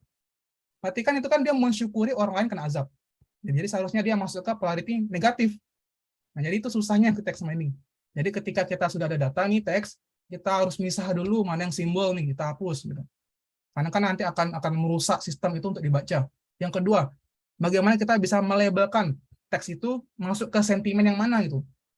Nah, tadi kan kalau Anda salah sentimen, nulis kata alhamdulillah tadi yang bermakna negatif, ya Anda bikin itu joy. Kan salah ya, karena kan dia mengumpat orang lain. Nah, itu sebenarnya artnya di text mining kurang lebihnya. Selanjutkan dulu ya. Nah, ini ada beberapa metode yang nanti akan Anda pelajari di 2 termin ini ya. Pas di saya saja nanti kita belajar klasifikasi, kita belajar regresi, time series juga prediksi. Nah, ini di termin pertama nih kita akan belajar. Ini termin kedua. Text mining. Nah, mulai dari mana? Nah, misalnya ya, kalau text mining ini kalau beberapa orang bingung nih mau bikin skripsi atau tesnya tentang apa, gunakan aja keyword yang Anda ingin gunakan. Misalnya yang gampang, misalnya, Pak, saya mau gunakan branding digital. Ya udah, carilah kata-kata branding digital di Scopus itu. Jadi kita bisa melihat trennya, peneliti pakai A-nya apa saja. Contohnya ya, misalnya branding digital, kita lihat. Nah, di sini ada kata kuncinya sosial media. Ada kata kunci content analysis, Twitter, gender, marketing. Nah, jadi peneliti-peneliti di bidang bisnis dan kawan-kawannya ketika berbicara tentang branding digital, mereka akan mengimplementasikan ke sosial media. Gitu. Apa saja? Ada Twitter di sini, ada YouTube di sini, ada Facebook di sini. Gitu. Tujuannya untuk apa? Untuk advertising. Nah, jadi di sini ada kata kuncinya, ada advertising. Apalagi ya? Ada self branding di sini. Nah, ada personal branding. Objeknya apa? Objeknya ada internet, gitu. Ada culture, ada human, ada gender. Nah, jadi ini akan menambah knowledge Anda. Ini adalah kelebihan dari text mining. Gitu. Jadi di sini, misalnya nanti Anda mau bikin survei gitu, Anda bingung mau bikin variabel apa? Kan ada kata kuncinya ini ya, berarti Anda bisa bikin satu variabel, dependennya ada content analysis. Ya Anda bikin pertanyaannya berbau tentang content analysis gitu. Nah, jadi ini adalah artnya ketika gunakan text mining. Gitu. Kurang lebihnya ya. Nah, atau ini, dan ini lebih mudah lagi bikin klasternya. Misalnya, kalau berbicara tentang survei. Nah, di sini ada kata kuncinya, ada higher education. Nah, berarti bisa digunakan untuk di sini. Ada digunakan packaging, cost, dan seterusnya. Gitu. Misalnya di sini ada kata kunci, di sinilah strategic planning. Nah, di sini ada kata kunci YouTube, ada televisi, gitu, ada artikel, dan seterusnya. Nah, berarti ini mungkin lebih ke bagaimana membuat planning yang baik itu dipublikasikan kemana. Nah, jadi ini adalah beberapa contohnya di text mining. Nah, ini sentimen yang terakhir yang saya bikin di LinkedIn. Nah, contohnya ya, ini kan ada logo baru nih sama logo lama LMUI. Kita bisa lihat apakah orang itu suka sama enggak gitu. Nah, misalnya di sini ada yang nge-tweet, "Sorry not sorry, but the new halal logo is so ugly." Nah, ini masuk kategori fear gitu. Mungkin dia takut atau kecewa dan seterusnya. Nah, ini masuk ke emosi negatif. Gitu. Nah, ini lagi ada yang bilang, teman gue set, sorry to say nih, logo Halal MUI baru udah kayak logo All Shop. Nah, ini kan masuk kategori sadness. Karena kenapa? Ada kata-kata sorry. Nah, jadi Anda bisa melabelkan dulu, kira-kira emosinya seperti apa itu. Nah, nanti Anda bisa baca lah ya. Nanti misalnya ini ada tweet yang inilah, dan seterusnya. Nah, di sini nanti Anda bisa melihat tentang emosinya, gitu. Jadi emosi itu banyak, kita bisa bikin label. Ada kekecewaan, ada anger, marah, ada joy, ada surprise, fear, sama sadness. Gitu. Nah, jadi kalau kita lihat di topik ini, sekitar 8.000 tweets menyatakan bahwa mereka kecewa dengan topik ini. Gitu. Apa saja yang kata-kata yang paling banyak dibahas? Di sini. Ada kata-kata new, ada kata-kata certification. Nah, bisa jadi mereka mengasumsikan bahwa mungkin yang bikin logo itu tidak bersertifikasi. Bisa jadi, ini kan bukan kata saya, ini kan kata-kata netizen. Nah, ini ada kata kunci Kemenak, ada kata kunci redesign. Nah, mereka minta itu di redesign lagi. Gitu. Nah, ini yang ada kata-kata negatif emosinya. Gitu. Nah, berarti mereka tuh marah-marah ketika membuat tweets dengan kata-kata seni. Nah, mereka mungkin bilang kalau itu tidak berseni gitu. Nah, ini berarti dia masuk kategori negatif. Nah, ini positifnya adalah netral. Nah, ini adalah contoh dari text mining yang paling sederhana. Yang paling advance, di sini ada Ferdi Sambo, saya bikin. Ini saya ngambil berapa data ya? Sekitar 40.000 tweets gitu. Jadi saya coba lihat hubungan negatifnya netral sama positif gitu. Nah, ini ada kata-kata yang paling banyak. Membunuh, teamwork, dan seterusnya. Ada bahas-bahas masa lalu, si Novel Baswedan. Nah, ini kan kita bisa lihat nih informasi di text mining. Advance-nya seperti apa? Seperti ini. Nanti harapannya Anda bisa bikin seperti ini. Nah, jadi kita bisa bikin hubungan antar katanya itu. Bagaimana ketebalannya. Nah, stop. Nah, misalnya di sini. Di klaster pertama. Nah, ini ada kata-kata misalnya sudah, tangani, menangani, daripada, dan lain sebagainya. Nah, berarti ini kata-kata yang terklaster di satu tempat. Nah, jadi mungkin ada beberapa tweet yang dia banyak membahas tentang ini, isu-isunya gitu. Nah, nanti kurang lebih kita bikin seperti inilah belajarnya. Nah, misalnya di sini ada kata-kata baru ya. Misalnya ada kata-kata kekayaan. Nah, berarti ada isu baru yang bergulir tentang kekayaan. Ada ditahan. Apalagi yang menarik ya. Ada kaisar gitu. Nah, di sini ada kata-kata LGBT. Nah, mungkin ada beberapa isu yang bergulir di masalah beliau gitu. Ada kata-kata biseksual. Nah, jadi ini lebih menarik ketika kita bahas text mining. Jadi kita bisa melihat bagaimana preference masyarakat terhadap suatu isu gitu. Kan menarik ya untuk kita bahas. Jadi Anda boleh baca-baca di berita, ya, tapi saya lebih senang baca-baca netizen sih, komen-komennya itu lebih seru gitu. Lebih apa ya? Lebih agak-agak tanda kutip liar. Jadi oh ya ternyata begini ya, oh ternyata begitu ya di beberapa isu. Nah, jadi nanti Anda bisa bikin seperti ini. Ini adalah most common word frequency plot. Jadi kata-kata yang paling banyak muncul gitu di suatu isu. Contohnya, nah di sini ada kata-kata Sambo sekitar 15.000, ada Ferdi dan kasus dan seterusnya gitu. Ada profesor, science dan lain sebagainya. Jadi kita bisa melihat nih mana kata-kata yang paling banyak muncul di suatu masalah gitu. Itu kurang lebihnya ya untuk di text mining. Saya skip dulu. Kita berpindah ke beberapa teorinya ya. Ini minggu pertama lebih ke pola pikir dulu. Saya kenalkan dulu. Kalau text mining itu seperti ini, kalau yang lain itu seperti apa gitu. Kita berpindah ke dasar machine learning. Karena nanti akan saya beberapa kali singgung di sini. Gitu. Intinya apa di model machine learning? Karena di sini kita ingin dapat dua hal. Ini kita ingin meringkas waktu, gitu ya. Karena machine learning ini dia bisa belajar gitu, untuk meringkas waktu. Yang kedua, kita ingin mendapatkan akurasi yang tinggi, walaupun data kita data yang tidak berstruktur, gitu ya. Tapi hati-hati dalam satu hal bahwa machine learning ini sulit untuk diinterpretasi. Makanya kita butuh namanya expert system. Untuk apa? Untuk membantu kita menerangkan maksudnya seperti apa itu. Nah, ini kan sebenarnya kan machine learning ya. Nah, kan dia kan mengirakan gitu. Tapi coba ditanya, ini interpretasinya bagaimana? Kita nggak tahu, kita punya knowledge-nya. Nah, jadi ini adalah seninya gitu ketika belajar data science. Jadi Anda bisa mengolah data, Anda bisa menyajikan seperti apa, Anda bisa memodelkan, dan hati-hati ketika interpretasikan. Karena kalau tidak hati-hati berarti nanti Anda menyesatkan. Mengapa? Karena di sini ada kata kunci persepsi manusia ya. Nah, jadi persepsi manusia itu berbeda-beda ketika kita bicara tentang isu itu. Jadi itu kelebihannya di machine learning. Kelemahannya di machine learning. Nah, jadi nanti kita akan belajar juga data visualisasi dengan eye catching ya. Jadi saya suka bikin-bikin seperti ini. Misalnya Anda kalau bikin korelasi, jangan lagi kayak gini nih. Ini kan boring nih. Nah, nanti kita bisa bikin seperti ini gitu. Misalnya korelasi dari 0 sampai 1, bagaimana korelasinya. Nah, nanti kita bisa bikin network hubungannya kayak begini, misalnya dari satu tempat ke tempat lain, kita bisa bikin pie chart yang bagus itu. Itu ada salah satu tujuannya. Itu kita bisa bikin data visualisasi dengan baik. Nah, saya suka bikin contekan untuk mahasiswa daripada Anda saling mencontek dan itu salah, dengan saya saja yang bikin contekannya. Nah, jadi kurang lebih ya, selama 1 semester ini, nanti Anda akan gunakan beberapa data, klaster, klasifikasi, dan juga regresi. Ada yang tahu dulu bedanya apa antara ketiga ini? Klaster kenapa dia hanya ada X, kenapa klasifikasi regresi butuh Y?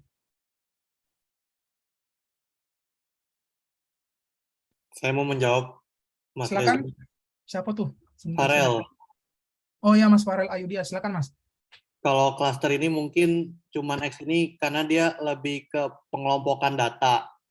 Tapi kalau klasifikasi regresi ini pengelompokan data sama nanti diolah melihat hubungan. Jadi antara XY ini misalnya X1 sama Y, X2 sama Y datanya dikumpulin, diolah, dan ada nggak hubungannya. Itu saja Mas Rezi yang bisa saya sampaikan. Mbak Hana mau melengkapi? Iya, mungkin saya mau melengkapi, Mas, kalau misalnya klaster itu dia hanya dibagi berdasarkan klaster, tapi kalau misalnya regresi itu kenapa ada Y-nya, karena dia ingin menghubungkan antara variabel X-nya sama Y-nya, apakah ada hubungan atau tidak. Oke, terima kasih. Belum terlalu menjawab ya. Tujuan kita klaster untuk apa? Yang ada mau jawab? Tujuan klaster itu untuk apa? Regresi itu kan tadi udah jawab ya, untuk melihat hubungan. Tapi kalau klaster untuk? Silakan Mbak Hana. Kalau tujuan klaster mungkin untuk mengelompokkan agar adanya melihat ada kesamaan atau tidak gitu. Oke, makasih. Jadi klaster ini karena dia ada objek yang sama apa tidak ya? Homogen apa tidak? Berarti kan kalau dia bukan satu circle temannya ya dia nggak bakal gabung ke teman yang lainnya. Itu tujuannya sebenarnya klaster. Jadi lebih ke circle-circle nih. Ini kalau dia suka sama teman ini ya dia bakal ngelompok itu. Berarti dia nggak bakal ngelompok ke teman-teman yang lainnya. Nah, tapi kalau klasifikasi sama regresi, kita perlu Y. Untuk apa? Untuk dia belajar. Untuk dia ngerti gitu. Ketika ada label seperti ini, ya berarti bagaimana penyelesaiannya. Nah, nanti struktur datanya kurang lebih seperti ini ya nanti. Nanti ada X1, X2, X3. Kalau seperti ini, nah berarti jangan Anda gunakan regresi. Ini pasti saya salahkan nanti. Nah, berarti Anda harus gunakan cluster.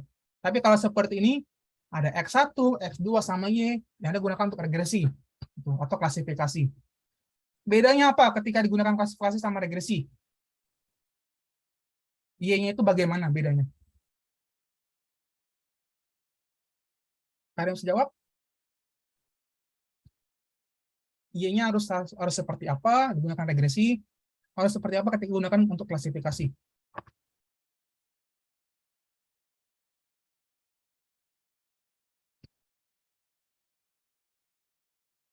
Saya ada Y nih.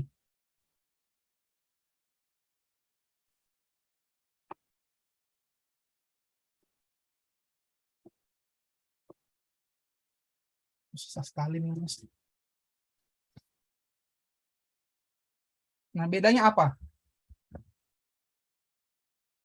Misalnya ada Y itu 1, 2, 3, yang 1, 70, 80, 90. Yang mana bisa klasifikasi, mana bisa regresi.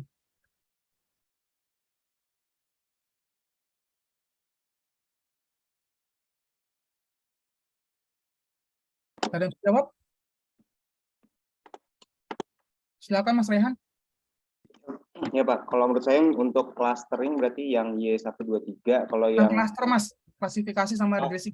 Ya, kalau yang klasifikasi yang Y1, 2, 3, kalau yang untuk regresinya Y70, 80, 90 Pak.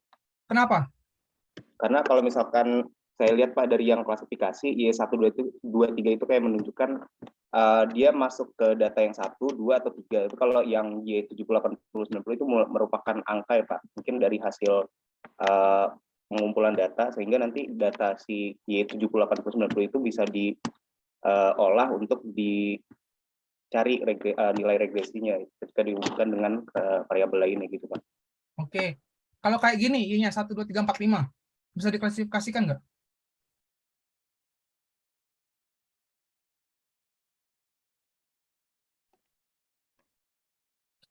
3, 4, 5 masih bisa Pak. Kenapa bisa? Karena kalau misalkan saya melihat itu aja Pak, 1, 2, 3, 4, 5 itu masih merupakan apa ya, klasifikasinya gitu Pak, dia masuk ke kelompoknya 1, 2, 3, 4, atau 5 gitu. Oke, terima kasih ya. Jadi gini kalau filosofinya ya. Nah, sebenarnya klasifikasi itu bedanya adalah nilai Y-nya itu akan bernilai biner apa tidak. Biasanya kan nilainya adalah 0 dan 1, atau 1, 2, dan 3. Karena kalau kebalikan kelas, gitu, karena agak berbahaya. Nanti biasanya terjadi namanya unbalance itu. Karena tantangan di klasifikasi ya, bagaimana membuat data itu balance. Karena kenapa? Kan kita ingin membuat kelas nih. Berarti kan kalau satu kelas dia bernilai 20 orang, satu kelas bernilai 80, berarti kan nggak imbang, imbalance. Jadi hati-hati. Jadi kata kuncinya kalau klasifikasi adalah balance. Itu makanya semakin banyak kelas itu nggak baik untuk diklasifikasi. Jadi kalau bisa ya sedikit mungkin klasifikasinya. Y-nya ya nilainya. Jadi 1, 2, 3 atau 0 dan 1 atau 1 dan 2. Itu saja. Nanti Anda bisa baca di contekan ini ya. Jadi di sini ada beberapa contekannya. Nah, misalnya kalau mau bikin data visualisasi, ada box plot, ada histogram, dan seterusnya gitu. Nanti transformasi Anda bisa lengkan. Itu ya. Nah, nanti kalau ada yang kosong datanya, Anda bisa pakai nilai min, Anda bisa pakai nilai median gitu. Ini ada beberapa contekannya. Nah, jadi nanti kurang lebih seperti itu. Nah, nanti misalnya di sini klasifikasi regression cluster. Nah, ini beda-beda alat ukurnya. Anda nggak bisa gunakan R-square untuk gunakan cluster, karena beda tujuannya. Jadi kalau untuk klasifikasi, kita bisa gunakan AOC, itu ya. Di matrix confusion bisa ajarkan.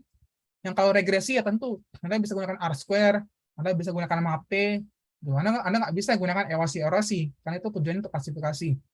Nah, kalau cluster, ini gunakan namanya Dunn index atau silhouette. Tujuannya untuk apa? Agar nanti Anda reasonable ketika Anda mengklasterkan gitu. Jadi nggak banyak-banyak banget, dan nggak lebih-lebih banget. Jadi sewajarnya saja. Tujuannya untuk apa? Karena kalau nanti Anda kelebihan bikin cluster, itu kadang akan divergence dia. Akan ada overlapping. Contohnya seperti apa? Contohnya misalnya, satu cluster ada sekitar 20 orang. Cluster keduanya ada 2 orang, cluster ketiga ada sekitar 40 orang. Nah, cluster 2 ini kan berarti sedikit sekali ya orangnya ya. Nah, mengapa demikian? Gitu. Buat apa diklasterkan kalau dia benar-benar berbeda yang sedemikian rupa? Makanya hati-hati ketika Anda membuat cluster. Jadi nggak terlalu overlapping di sana. Ini ada beberapa contohnya di cluster ya. Nanti kita akan berbicara banyak hal di sana. Nah, silakan Mas Mbak Bedatul. Iya Pak, saya mau nanya terkait yang pengelompokan klaster regresi gitu. Gimana kalau misal ada penelitian yang variabel dependennya itu dia bersifat biner Pak. Misal kayak iya-nya itu 0, terus tidaknya itu 1. Tapi variabel X-nya itu dia regresi, jadi pakai R-square, apakah itu bisa gitu? Itu logistik jatuhnya Mbak, regresi logistik. Bisa Iya. sih, tapi nggak terlalu usable sih. Tapi saran saya ya, kalau pakai regresi logistik itu ada tambah namanya odds ratio. Gitu. Jadi nanti Mbak bisa gunakan itu untuk melihat ke perbedaan kelasnya di regresi. Itu bedanya ya sama klasifikasi. Nantilah itu berapa ya klasifikasinya? 4 ya, apa 3? Nanti saya coba ingatkan lagi. Itu kurang lebih ya Mbak Bedatul ya. Oh iya, makasih Pak. Nah, bicara tentang metode ya. Di sini ada statistik juga ada prediktif. Nah, ini yang saya sebutkan tadi. Biasanya sekitar tahun 90-an itu banyak sekali profesor-profesor yang dia lebih sering menggunakan model-model untuk uji hipotesis. Itu makanya dia lebih ke theory driven. Makanya kalau Anda gunakan regresi banyak sekali cabangnya. Ada Bayesian, ada PLS, gitu. Ada Sam, ada kawan-kawan yang lainnya. Tujuannya untuk apa? Mereka lebih ke teori driven. Jadi mereka ada teori, mereka cari data, mereka uji hipotesisnya. Tapi sekarang lebih ke prediktif. Karena data itu banyak, nggak linear atau tak linear, lebih ke data driven, maka lebih banyak gunakan model-model data science itu. Nah, jadi itu ada beberapa kekurangan sama kelebihannya. Nah, kita masuk ke regresi ya. Jadi seharusnya sudah banyak yang paham regresi itu apa. Regresi itu adalah untuk melihat bagaimana keeratan variabel. Gitu. Jadi ini bergantung konseptual ya. Jadi yang baik itu nggak terlalu kadang harus bilang hubungannya kuat tuh baik, nggak juga, tergantung masalah. Nah, jadi kita lihat juga bagaimana hubungannya baik atau lemah. Gitu. Nah, ini untuk regresi. Nah, tipsnya apa? Tipsnya adalah ketika Anda gunakan regresi, gunakanlah X dengan bijak dan benar, dengan baik gitu. Tujuannya untuk apa? Karena apabila X-nya Anda itu banyak, itu ya, misalnya Anda gunakan X-nya ada 50 atau ada 40, nanti akan ada error seperti ini. Jadi, too many parameters model attempts to fit to every small deviations in the data. Mengapa demikian? Karena di regresi ya, sebentar, di regresi misalnya Anda ada Y, ada X1, ada X2, X3. Misalnya Y-nya ada 100, 200, 300. Nah, misalnya X1-nya dalam bentuk persen, 1%. Terus misalnya 1,2%. Dan lainnya dalam bentuk persen. Gitu. Nah, misalnya X2, nilai tukar rupiah, misalnya 15.000. 15.000, 20.000, 20.000K. Nah, misalnya X3 ini adalah jumlah penduduk. Misalnya nilainya 100.000, dan seterusnya. Nah, ini kan jumlah datanya berbeda ya, nilai datanya. Kan berbeda nih. Gitu. Karena semakin banyak variabel yang berbeda nilainya ini, dia akan menyebabkan errornya seperti ini. Jadi dia tidak fit gitu. Berarti dia ada small deviasinya datanya. Jadi Anda harus lakukan normalisasi dulu. Karena kenapa?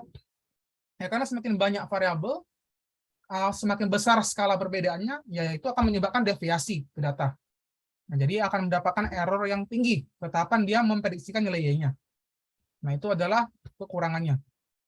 Yang kedua, apabila terlalu sedikit, nah dia nggak terlalu fit juga, gitu, karena sedikit informasi untuk diprediksikan.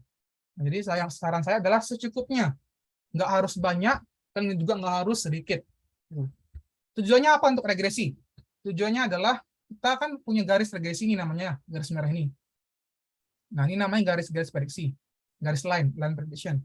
Nah, si nilai-nilai ini adalah data aktual kita. Jadi, semakin dekat nilai data aktual dengan garis regresi, berarti errornya semakin kecil. Itu ya. Kalau semakin jauh kayak begini, berarti errornya semakin besar. Nah, jadi apabila yang Anda bikinkan garis regresinya ini nggak tepat gitu ya. Nah, nanti akan membuatlah nilai resolusinya itu besar. Itulah yang akan membuat modelnya adalah model yang nggak bagus digunakan untuk pemodelan. Nah, itu adalah artnya regresi. Nah, jadi bagaimana untuk mengantisipasinya? Yang pertama adalah Anda cari hati-hati X-nya. Jangan terlalu berbeda jauh nilai desimalnya gitu. Nah, yang kedua, Anda bijak memilih model regresi. Kan banyak modelnya, ada model linear, ada model tak linear, ada model parametrik gitu. Jadi perbanyak literasi. Nah, jadi itu adalah seninya regresi. Tujuannya untuk apa? Untuk agar Anda bisa bikin garis ini. Dari model ini, agar data aktual Anda itu dekat dengan data regresi Anda. Garis regresi Anda gitu. Berarti semakin dekat seperti ini, ya berarti errornya semakin kecil. Nah, kalau seperti ini besar, ya berarti errornya kan semakin besar. Itu perbedaannya. Ada pertanyaan dulu? Nggak ada ya? Oke, saya lanjut. Nah, ini ada riset tentang Google Trends. Nah, jadi Google Trends ini adalah data di Google yang bisa Anda dapatkan untuk melihat bagaimana nilai-nilai di time series itu ketika Anda inginkan. Contohnya ya. Contohnya seperti ini. Nah, di sini ada kata kuncinya, saya ambil misalnya lembu gitu. Misalnya lembu ini sapi kalau di Sumatera ya, kalau di Malaysia juga. Karena saya orang Melayu. Nah, jadi di sini misalnya lembu ya. Di lembu kan berarti ada seasonal kalau Anda lihat. Mengapa ada seasonal? Ya, ternyata setelah dilihat bahwa di sini ada tren musiman gitu. Kenapa? Karena kalau ada lembu ya tentu itu berkaitan dengan Idul Adha. Nah, maka di sini ada musiman Oktober 2012, 2013 terusnya. Karena pada nilai tertinggi ini terjadi Idul Adha. Nah, makanya kita bisa melihat bagaimana prediktifnya gitu. Jadi kita bisa lihat apakah ada tren naik, apakah ada tren turun, dan seterusnya. Nah, ini ada contoh ketika kita bicara tentang time series. Ini akan belajar di minggu ke-6, di minggu yang terakhir. Nah, tujuannya untuk apa? Untuk Anda bikin pemodelannya. Jadi kan ini machine learning ya. Jadi kan kita bikin model yang dia bisa belajar itu. Misalnya,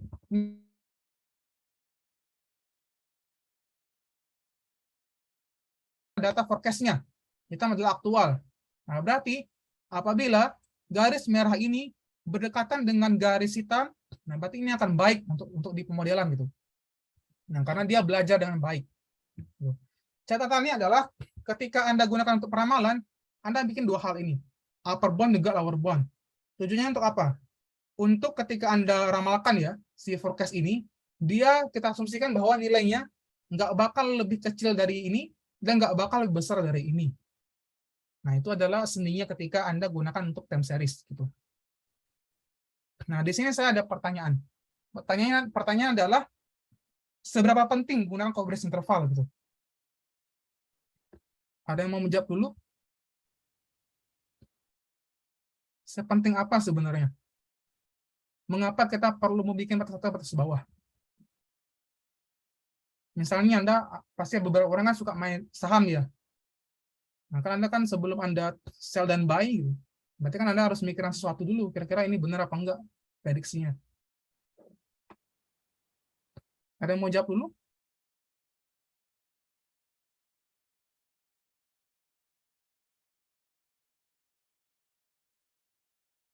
Enggak ada?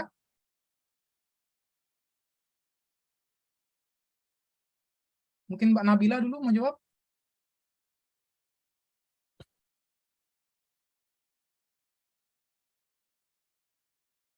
Halo Mbak?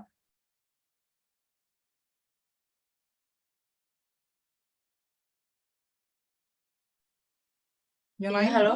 Ya silakan, mungkin mau jawab. Dengar suara saya, Pak? Dengar Mbak.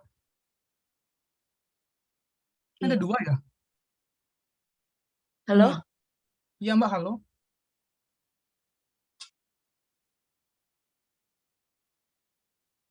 Halo Mbak.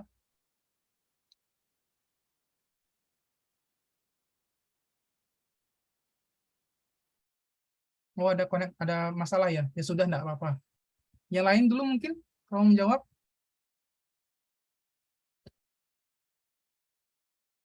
Pak Cesar mungkin?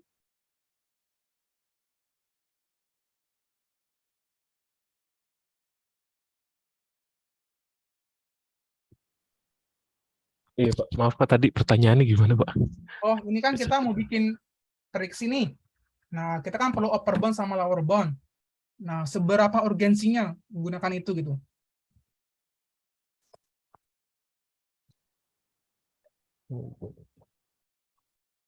Misalnya untuk kasus saham atau kasus yang lain, peramalan kan banyak.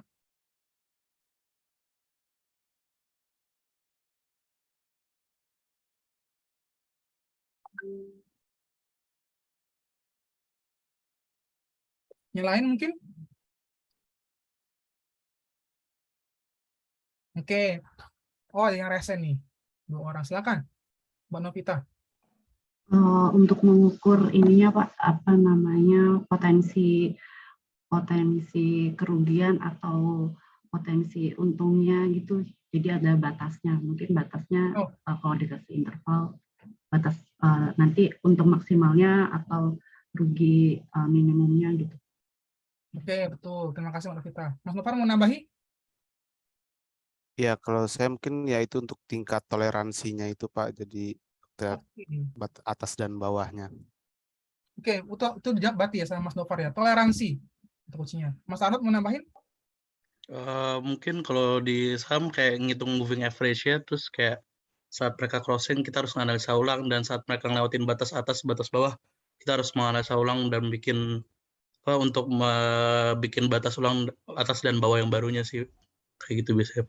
Nah, betul ya, itu teknisnya ya. Jadi kita bisa lakukan pre-evaluasi nanti untuk di peramalan. Nah, jadi kita bisa gunakan namanya pre-forecast. Itu ya, berarti udah dijawab tadi. Selanjutkan. Nah, ini ada beberapa contekannya. Kalau Anda masih belum ada topik riset tesis, ini ada univariate sama multivariate. Jadi kalau hanya Y-nya cuma satu, oke, saya tanya dulu deh. Bedanya regresi biasa sama time series apa?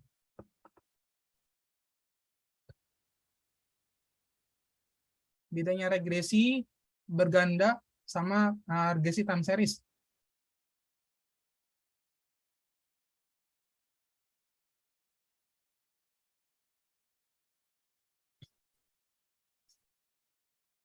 Ada yang bisa jawab?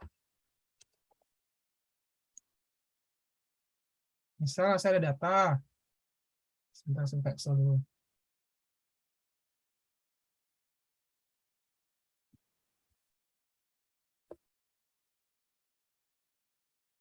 Misal saya ada data. Inflasi. Persen, 2%, 3%. Persen.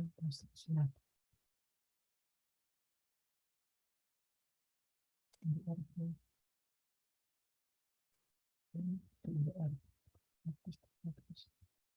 ada.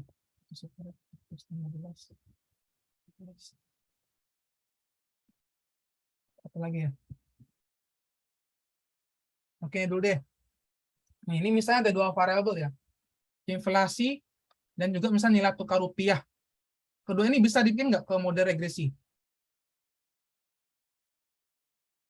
Ini ada kata kunci univariate, time series, dan juga multivariate.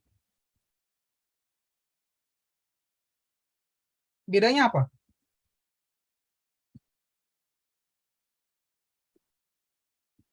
Ada yang mau jawab?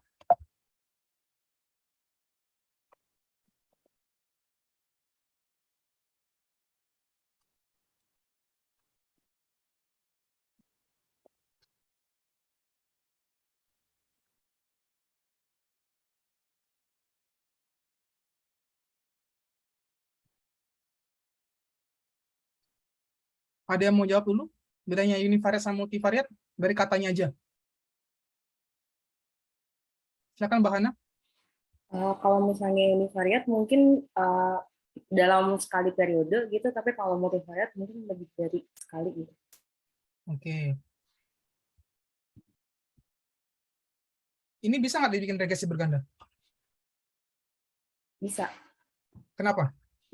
Karena ada X-nya 2, terus ada Y-nya. Ini bisa nggak dibikin regresi berganda? Enggak. Kenapa? Karena X-nya 1, terus Y-nya cuma 1. X-nya mana, Y-nya mana? Emang saya set X sama Y di sini. Iya, misalnya asumsinya X-nya cuma 1, Y-nya 1 gitu. Bedanya Y sama X itu apa? Nanti kan dibilang Y sama X. X itu apa, Y itu apa? X-nya itu variabel independennya, Y-nya dependen. Oke, variabel dependen. Oke. Jadi bedanya apa namanya time series, kan time series nih datanya, sama regresi berganda. Bedanya berarti apa? Mbak Nabila mau jawab? Enggak? Oke, yang lain? Berarti yang time series regresi linear sederhana ya, Pak? Agak kurang tepat. Nyalain dulu. Jangan salah, kan ini belajar ya. Saya nggak diketawain kok, kan belajar.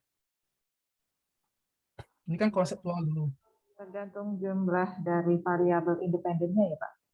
Kalau Ya, jadi Mbak Cut, betul. Tergantung jumlahnya. Bedanya, udah saya jawab aja.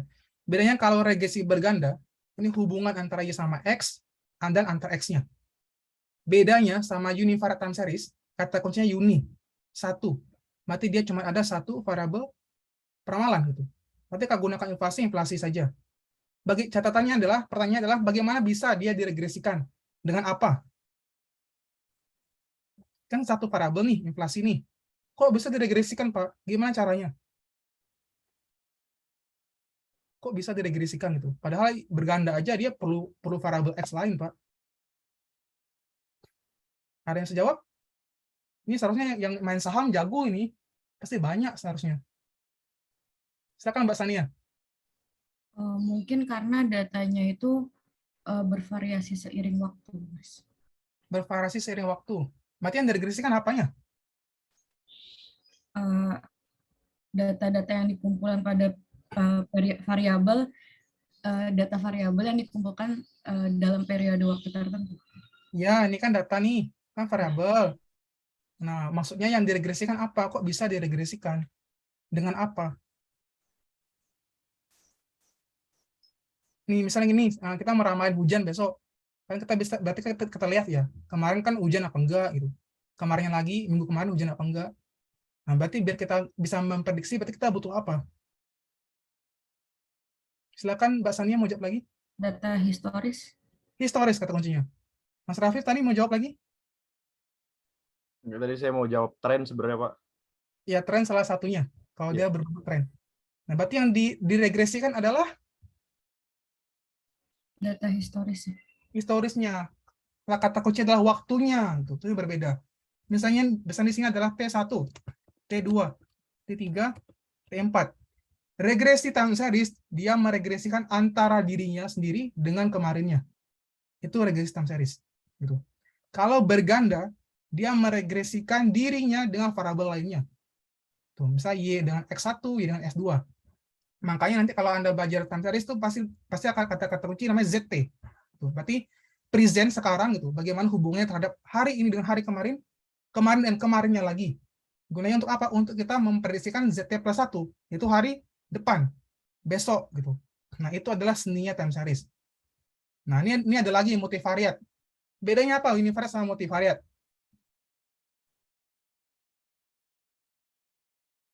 Ini kan berarti kan cuman lihat dari sini aja itu kita cerna gitu masalahnya. Bedanya apa?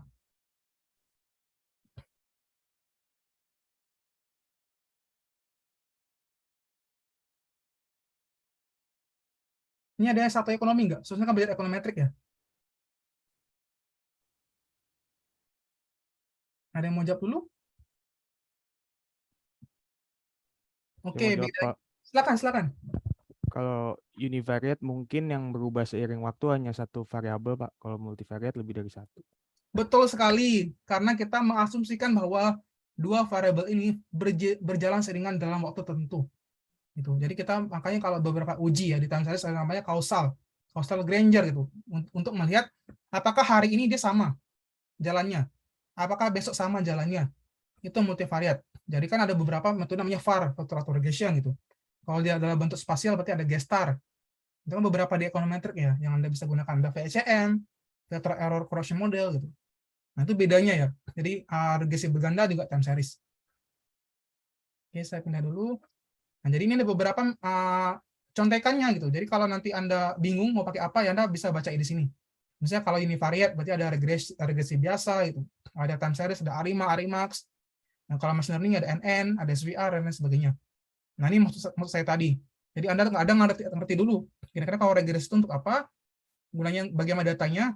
Nah, jadi kalau Anda mau bingung pakai apa, Anda bisa lihat slide ini. Jadi Anda bisa cari spesifik papernya gitu untuk Anda gunakan. Nah, kita masuk ke cluster yang kedua. Cluster itu kalau di bisnis ya namanya segmentasi. Jadi kita ingin melihat bagaimana segmentasi pasar, satu tujuannya. Nah, karena untuk apa? Ya kalau kita bikin bisnis, kalau nggak sesuai segmentasinya, ya berarti kan produk itu nggak bakal terjual gitu. Jadi kita bisa lihat bagaimana preferensinya. Jadi si cluster ini akan terbentuk apabila mereka memiliki informasi yang sama, gitu. Nah, jadi ini adalah kata kunci di cluster, yaitu adalah kesamaan. Nah, contohnya apa? Nah, ini salah satu riset yang advance ya. Jadi, intinya adalah saya ingin melihat bagaimana UMKM se-Indonesia indikatornya. Yang pertama, saya nggak mungkin survei kan ya. Nah, berarti saya bisa maksimalkan benefit memakai data dari BPS. Itu, karena mereka kan melakukan surveinya. Nah, poin data science adalah kita ingin maksimalkan benefit. Kita ingin maksimalkan manfaat. Gitu. Jadi knowledge-nya saya agak rubah dulu, saya agak nggak terlalu mengambil pusing, jadi saya menganggap semua variabel itu penting. Gitu. Jadi di sini misalnya ada sekitar 30 variabel ya, 20-30 variabel, saya anggap itu penting. Nah, sebelum saya menggunakan semuanya, makanya saya harus memilah dulu kan. Kan saya bilang tadi, yang kita anggap penting belum tentu penting. Nah, makanya ada kata-kata variable selection. Nah, nanti kita akan belajar di cluster. Nah, tujuannya apa? Apabila semua variabel ini yang dia tidak bisa melewati lebih dari nilai yang saya tentukan, dia harus saya hapus karena dia tidak penting untuk saya gunakan gitu. Nah, jadi disinilah sebenarnya saya bilang tadi memaksimalkan manfaat. Kita bisa gunakan semua jenis variabel sampai 10.000, 1 miliar pun boleh gitu. Asalkan apa? Asalkan Anda gunakan pre-analysis dulu. Jadi pre-analysis inilah yang akan Anda justifikasi memilih mana yang penting, mana yang tidak. Jadi kita tentukan skornya. Kalau lebih dari 0,5 berarti dia penting untuk digunakan gitu.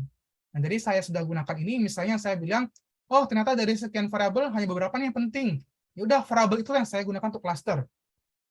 Nah, makanya saya bisa bikin cluster seperti ini. Karena kenapa? Unit observasinya adalah kabupaten kota gitu. Berarti ada sekitar 503 kabupaten kota yang saya gunakan. Nah, berarti saya bisa bikin tentang clusternya se-Indonesia. Gunakan seperti itu gitu. Jadi terbentuklah hal yang sama. Berarti kalau yang warna merah berarti dia merah. Kalau biru berarti biru. Karena dia akan mengelompok dengan sama. Nah, jadi saya selalu sarankan ke mahasiswa bimbingan saya, ketika mereka gunakan tesis, bikin pertanyaan terbuka. Tujuannya untuk apa? Untuk melakukan validasi. Jadi misalnya di sini ada beberapa pertanyaan terbuka ya untuk mereka.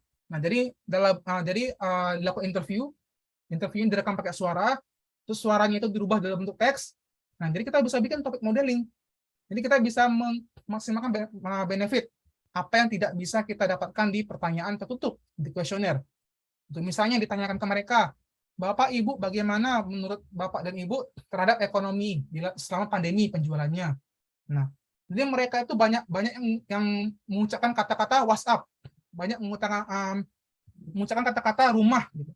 Order, pay. Nah, berarti di sini mereka merasakan bahwa selama pandemi mereka hanya tinggal di rumah. Karena ada kata-kata home di sini. Nah, untuk penjualannya mereka gunakan WhatsApp. Berarti ini adalah kata-kata yang sering muncul ketika mereka memberikan pendapat gitu.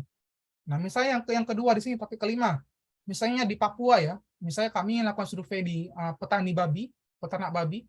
Jadi kita lihat Bapak Ibu yang punya usaha babi, kira-kira bagaimana pendapatnya selama pandemi ini. Nah, di sini kata-kata WhatsApp lagi. Gitu. Ada kata-kata cash, ada kata-kata virus, ada expensive. Nah, kita bisa asumsikan, ya mungkin selama COVID itu, mereka juga tinggal di rumah, mereka gunakan WhatsApp untuk berjualan gitu ya. Nah, di sini ada kata-kata mahal. Yang ini bisa jadi banyak hal. Mahal dalam arti mungkin bahan bakunya untuk makan ternak, atau mahal harganya naik. Nah, ini kan perlu expert system sebenarnya. Nah, ini saya sampaikan tadi. Nah, jadi dari semua topik ini ada kata-kata WhatsApp, ada kata-kata Facebook, gitu, ada sosial media. Nah, berarti kan kita bisa simpulkan juga bahwa selama COVID ini atau selama UMKM, mereka gunakan 2 aplikasi yang paling banyak digunakan. Itu ada WhatsApp, ada Facebook, gitu. Nah, kan ini menarik ya. Seharusnya kan mereka bisa gunakan yang lainnya, mungkin ada TikTok, ada Instagram, atau ada yang lain-lainnya. Nah, berarti kita bisa melihat nih, bagaimana literasi digital mereka per lokasi, gitu. Nah, berarti kalau Indonesia ya banyak yang gunakan WhatsApp gitu. Kalau di Korea ya banyak gunakan KakaoTalk gitu. Kalau di Cina ya mereka gunakan yang lain seperti WeChat. Jadi itu ada beberapa tren teknologi di beberapa negara. Nah, berarti kan itu adalah insight tambahan ya untuk Anda. Jadi nanti harapan saya Anda bisa bikinlah penelitian seperti ini. Ada pertanyaan dulu?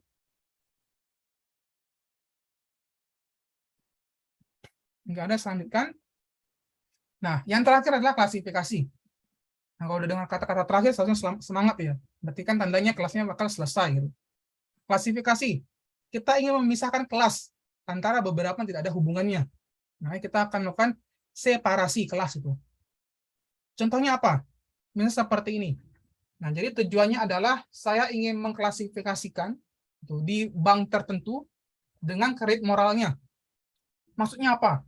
Maksudnya adalah di suatu bank gitu ya, kan mereka pasti ada yang banyak menggunakan kredit ya, minjam uang kah atau menggunakan kredit card kah. Nah, kita kirim placebo itu dalam bentuk hadis, misalnya dalam bentuk seperti ini. Dear Mr. or Mrs., the Prophet, peace and blessing be upon him, says, when Allah wishes good for someone, he bestows upon him the understanding of the book Imam Al-Bukhari. please repay your credit card balance at your earliest convenience. Gitu. Nah, jadi ini adalah placebo-nya. Jadi dikirimlah pesan ini ke beberapa nasabah gitu. Jadi kita bikin threshold ya. Kalau dikirim hari ini, apabila dia dapat dilabelkan sebagai tanda kutip punya moral Islam, mereka nggak akan bayar lebih dari 2 minggu. Lebih dari itu kita labelkan bahwa dia tidak punya moral Islam dalam tanda kutip ya. Nah ini saya buat tentang klasifikasinya. Tujuannya untuk apa? Ya kita ingin melihat kira-kira bisa diklasifikasikan apa tidak nih ketika kita ingin mengasumsikan bahwa ketaatan agama gitu di bisnis. Nah jadi ini kan salah satu topik yang menarik di klasifikasi. Apakah yang saya ingin ujikan itu adalah benar apa tidak? Kita lihat. Nah ternyata yang saya anggap bahwa Muslim itu berpengaruh ternyata tidak gitu. Nah umur juga tidak berpengaruh. Yang berpengaruh adalah tentu kemampuan membayar. Ada human rebate, ada credit limit. Ya berarti tingkat level seseorang, tingkat level soleh seseorang itu tidak akan berpengaruh banyak ketika mereka memutuskan untuk membayar. Yang bakal memutuskan adalah tentu kemampuan mereka mendapatkan penghasilan ya untuk membayar gitu. Nah, jadi ini kan adalah temuan yang menarik untuk di bisnis Islamik gitu. Nah, jadi di sini misalnya, oh berarti saya bikin klasifikasinya nggak terlalu bisa nih, karena saya pikir yang saya bisa gunakan klasifikasi status muslimnya ternyata nggak bisa diklasifikasikan gitu. Bisa jadi karena banyak hal. Yang pertama adalah Indonesia kan divergence ya, banyak sekali daerah kotanya, banyak sekali suku-sukunya, banyak sekali pemahamannya. Nah, jadi setiap daerah itu tentu unik gitu. Jadi saya nggak bisa memukul rata Aceh itu akan sama dengan Bandung. Saya nggak bisa memukul rata bahwa Bandung itu akan sama dengan Papua. Jadi kita bisa berbicara lagi tentang namanya potensi berbasis lokal. Jadi ini kan berarti bersusten ya. Nah itu menurut saya tadi ketika Anda mengujakan penelitian tentang SDGs gitu. Jadi lebih ke sustain. Jadi di sini misalnya gunakan klasifikasi ternyata nggak bisa ketika saya memezerkan bahwa ada Muslim statusnya. Nah, jadi ketika Anda tertarik untuk time series ya, untuk peramalan, nah di statistik ini kami ada namanya Profesor Makidakis. Jadi dia bapak time series yang bikin lomba setiap tahun. Nah, saya juga rajin ikut. Nah, biasanya di sini kita akan balap-balapan, kita akan lomba untuk memberikan akurasi yang tinggi untuk peramalan tadi, misalnya untuk kata-kata lembu tadi, untuk saham. Nah, jadi kita bisa jago-jagoan lah. Kira metode apa yang digunakan gitu. Nah, salah satunya adalah boosting. Ini adalah teknik di machine learning. Tujuannya untuk apa? Ya kata kuncinya ada accuracy. Jadi kita bisa melihat bagaimana akurasinya untuk bikin peramalan. Nah, ini mungkin dari beberapa Anda sudah banyak yang tahu ya. Jadi kalau Anda mau belajar tentang data science, belajar tentang business analytics, ya kita bisa gunakan banyak platform. Ya, kita bisa gunakan Microsoft, AWS gitu, Scale dan lain sebagainya. Kalau ngolah data ya Anda bisa gunakan R, Python, atau ada Tableau juga, ada IBM SPSS, IBM PLS gitu. Smart PLS, ada Kanime juga, ada RapidMiner dan seterusnya. Nah, jadi pengalamannya adalah bisa analitik ini harus Anda latih kemampuannya itu. Jadi hari per hari. Jadi harus persisten juga harus konsisten. Agar apa ya? Agar Anda bisa mengoperasikan dengan benar gitu di kemudian hari. Nah, jadi intinya ya selama 1 semester ini kita akan banyak berbicara tentang model-model yang memberikan akurasi yang tinggi. Dan juga paling penting adalah yang berguna untuk reasoning gitu. Jadi hati-hati ketika Anda menggunakan pemodelan. Nah, jadi ini adalah kesimpulannya ya, kesimpulan untuk minggu pertama. Jadi saya suka bikin kesimpulan di akhir sesi. Kesimpulannya adalah dari sekian mata kuliah yang Anda pelajari, mulai dari RST, mulai dari BA, itu ada 4 tujuan. Yang pertama, Anda mengerti data itu seperti apa. Insight-nya untuk apa. Bagaimana decision-nya gitu. Dan bagaimana Anda ingin kerjakan action-nya. Itu sebenarnya intinya. Nah, dengan cara apa? Yang pertama, data ini kita harus define dulu bagaimana objektifnya gitu. Bagaimana kegunaannya untuk pentahelix, bagaimana kegunaannya untuk akademi, untuk public sector, untuk NGO gitu. Dan juga bagaimana partner-partner yang lain ke data ini. Insight-nya ada bagaimana? Tentu melihat bagaimana resource-nya gitu. Bagaimana di-maintain agar apa? Agar nggak terjadi namanya gigo atau garbage in adalah garbage out gitu. Yang ketiga, kita bisa membuat bagaimana prioritasnya dari start small dan juga think big. Itu yang ketiga. Dan yang terakhir, tentu harus diimplementasikan dengan baik, mulai dari prediktif, respektif, dan juga Anda bisa melihat bagaimana potensial outcomes-nya, mana yang kita bisa maksimalkan manfaatnya. kita maksimalkan benefitnya gitu, dan kita bisa mengecilkan atau minimize risknya. Itu sebenarnya intisari dari mata kuliah RST dan juga basis analitik. Sampai sini ada pertanyaan dulu.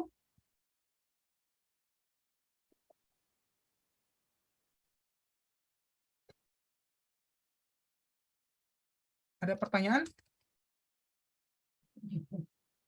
Saya mau nanya, Pak. Silakan, Mbak. Kan tadi kita juga sepertinya untuk ke depan akan visualisasi data juga ya, Pak. Apa kita butuh aplikasi tertentu gitu, Pak, untuk Oh iya, dipersiapkan? kita nanti bakal belajar R ya di minggu depan. Jadi nanti bisa diinstal R. Nanti saya ajar dari dasarnya kok, cara instalnya, bagaimana cara unduhnya. Nanti ada beberapa modul juga yang bisa Anda baca. Oke, terima kasih, Pak. Oke, yang lain?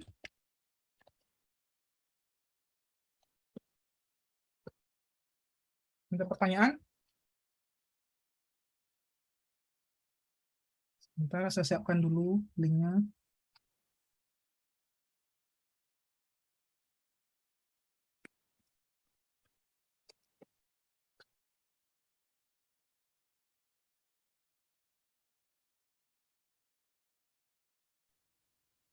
Kalau tidak ada, silakan buka link ini ya. Yang saya kirim di chat.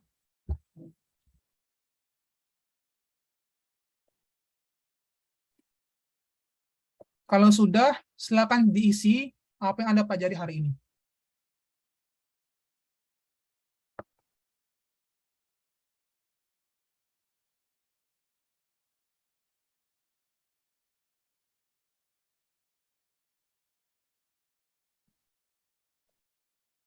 Saya tunggu mungkin sekitar 10 menit ya. Silakan Mas Enggar. Itu masih view only. View only. Sebentar. Oh iya, view only. Oke, coba di-reload. Nah, saya kirim link yang baru. Oh, sama seharusnya.